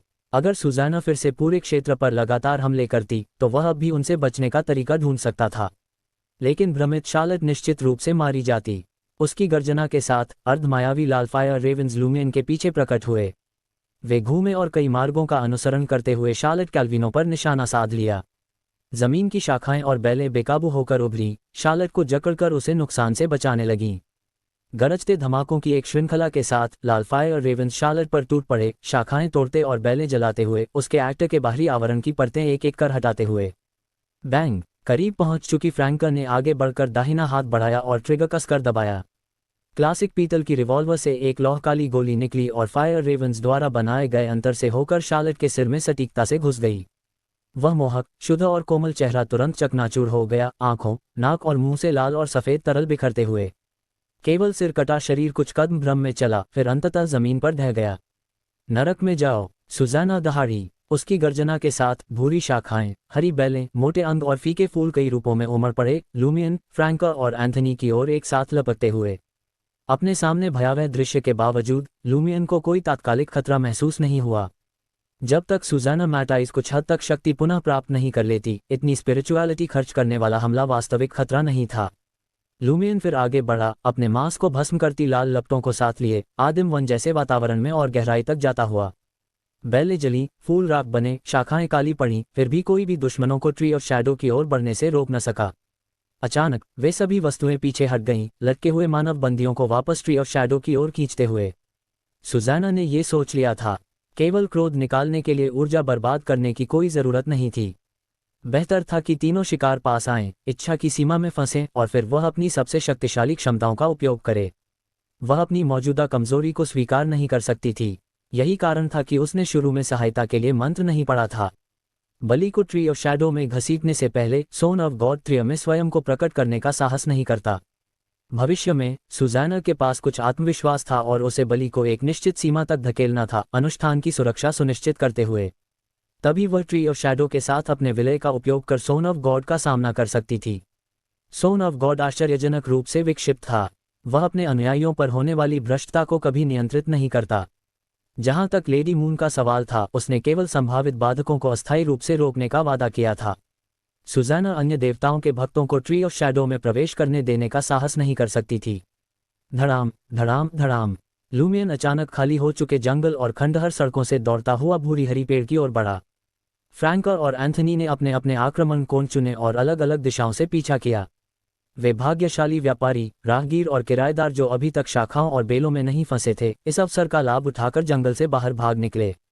ज्यादा समय नहीं लगा कि लूमियन, फ्रैंका और एंथनी ट्री ऑफ शैडो के पास पहुंच गए, सुज़ैना की शक्तियों की प्रभावी सीमा में कदम रखते हुए। उनमें से एक के मिस्टिसिज्म स्मेलिंग सोर्स खत्म हो चुके थे और वह लाल लपटों में घिरा था। उसकी त्वचा सुन्न हो गई थी, लेकिन मांस अब भी दर्द से जल रहा था। दूसरी फुर्ती से चल रही थी, लगातार स्थान बदलते हुए। बीच बीच में वह अपने हाथ में पकड़े धातु के कनस्तर की गंध लेती और छींकती। तीसरा साइकियाट्रिस्ट की प्लेकेट क्षमता से अपनी भावनाओं और इच्छाओं को शांत कर रहा था। पेड़ की रहस्यमय छतरी में सुज़ैना मैटाइस जमीन से केवल 4-5 मीटर ऊपर गुर्राए। ब्लाउज और हल्के रंग की पैंट पहने फ्रैंका ने सुज़ैना की आंखों में अपनी परछाई देखी। अचानक तीव्र भय ने फ्रैंका को जकड़ लिया। ये भय बाहरी दुनिया से नहीं आया था, न ही असामान्य रूप से बड़ा था, बल्कि यह वर्तमान स्थिति की उसकी समझ और जीवित रहने की उसकी इच्छा से उपजा था। ट्री ऑफ शैडो के साथ विलीन सुज़ैना मैटाइस को केवल सीक्वेंस 5 नहीं माना जा सकता था। उसे एक कमजोर सीक्वेंस 4 समझा जाना चाहिए, जिसके पास अपूर्ण मिथिकल क्रिएचर रूप था। फ्रैंका को विश्वास था कि सुज़ैना मैटाइस उसे, लूमियन और सूचना दलाल को तेजी से मार डालेगी। किसी को बचाने से पहले उसे खुद को बचाना था। फ्रैंका रुक गई, उसकी जीवन इच्छा को दबाया नहीं जा सका। वह संघर्ष करने लगी, भागने की तीव्र इच्छा और साथियों को न छोड़ने की भावना के बीच फंसी हुई। सुज़ैना मैटाइस की पन्ना आंखें एंथनी रीड की ओर मुड़ी। सूचना दलाल, जिसकी भावनाएं और इच्छाएं अब स्थिर थीं, अचानक कांप उठा। उसके दिल की गहराइयों से परिचित भय उमड़ आया। गंभीर मानसिक कमियों वाला एक स्पेक्टेटर निपटाने में बहुत आसान होता है। एंथनी रीड ने अपनी स्थिति पूरी तरह समझ ली, फिर भी वह विरोध करने में असमर्थ था। उसके होंठों से एक असहाय आह निकली। जब उसकी प्लेकेट विफल हुई तो वह कांपते हुए एक कोने में पीछे हट गया, भय के आगे समर्पण करते हुए। तेजी से सुज़ैना मैटाइस ने लूमियन के 2 साथियों को निष्क्रिय कर दिया, उन्हें फिलहाल सहायता देने में असमर्थ बना दिया। फिर उसने अपनी नज़र लूमियन पर डाली, जो ट्री ऑफ शैडो से 10 मीटर से भी कम दूरी पर खड़ा था। एक दुष्ट आत्मा के रूप में सुज़ैना में असीम अतिवाद और दृढ़ता थी। वह अब भी इस बलि को पकड़ना चाहती थी। भले ही अनुष्ठान ने भारी हलचल मचा दी थी, जिससे कई सेंट्स और यहाँ तक कि एंजल्स भी हस्तक्षेप के लिए दौड़ पड़े थे, और इसकी सफलता की संभावना कम थी, फिर भी ट्री ऑफ शैडो को नष्ट नहीं किया जा सकता था। उसे गंभीर नुकसान भी नहीं होगा।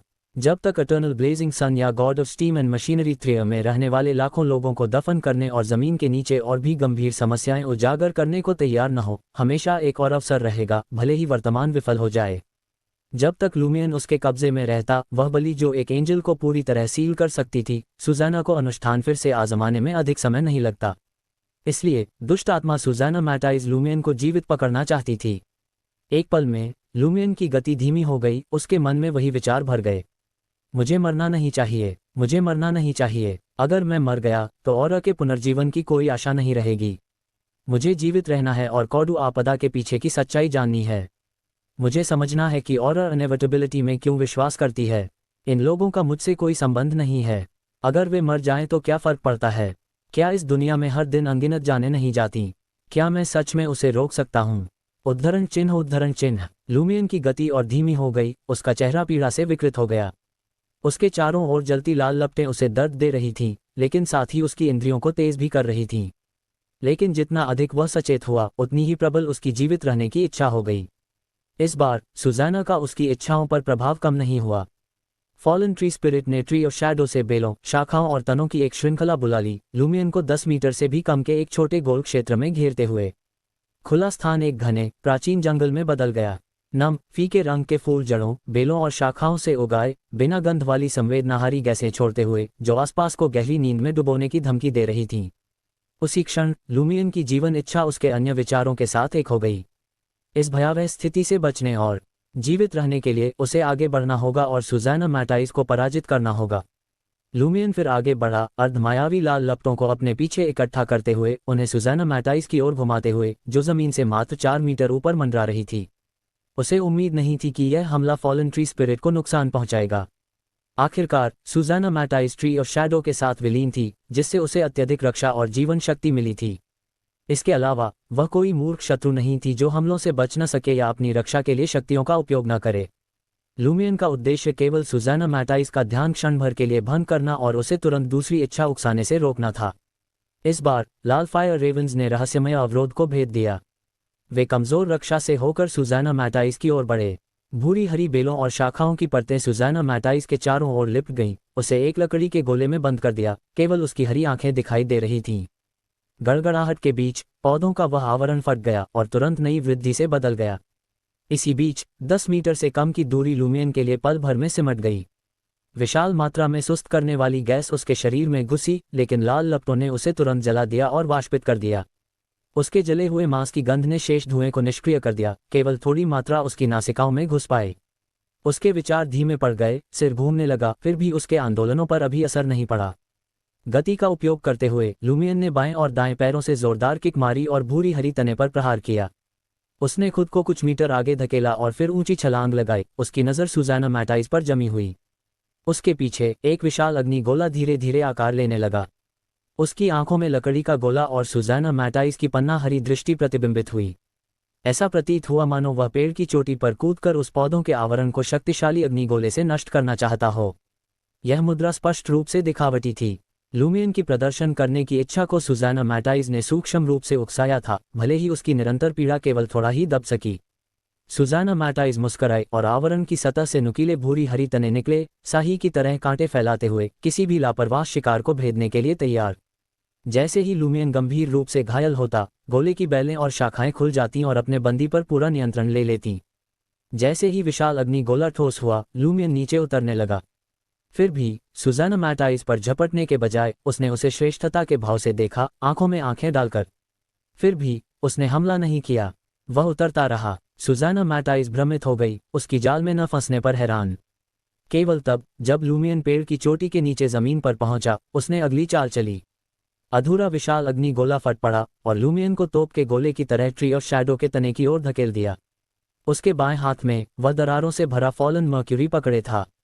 शुरू से ही लूमियन का लक्ष्य सुज़ैना मैटाइस नहीं था, जिसके पास स्वतंत्र गति और सीक्वेंस 5 के लाभ थे। यह अत्यंत जोखिम भरा होता, सफलता की संभावना कम और खतरा अधिक। उसका एकमात्र उद्देश्य था फॉलन मर्क्यूरी से ट्री ऑफ शैडो पर एक प्रहार करना, बस एक प्रहार। टर्मीबोरोस के संवर्धन के बिना फॉलन मर्क्यूरी अकेले भूरी हरी पेड़ की नियति बदलने के लिए पर्याप्त नहीं था। लेकिन लूमियन को विश्वास था कि सुज़ैना मैटाइस कुछ हद तक ट्री ऑफ शैडो के साथ विलीन थी। फॉलन ट्री स्पिरिट नाम ही बताता था कि एक पेड़ ट्री स्पिरिट को धारण करने के लिए आवश्यक है। ये समझ केवल लूमियन के अवलोकनों से ही नहीं, बल्कि फ्रैंका के अनुमानों और सुज़ैना मैटाइस के अपने कथनों और कृत्यों से भी आई थी। संक्षेप में, जब fallen mercury tree of shadow को भेदता, तो ट्री ऑफ शैडो की बजाय सुज़ैना मैटाइस की नियति बदलने की प्रबल संभावना थी, क्योंकि वह उससे विलीन थी। लूमियन के कृत्य सुजाना मैटाइस को अति आत्मविश्वास में डालने के लिए थे, ताकि वह ट्री ऑफ शैडो तक उसके पहुंचने में बाधा न डाले या उसे अग्नि गोला इकट्ठा करने से न रोके।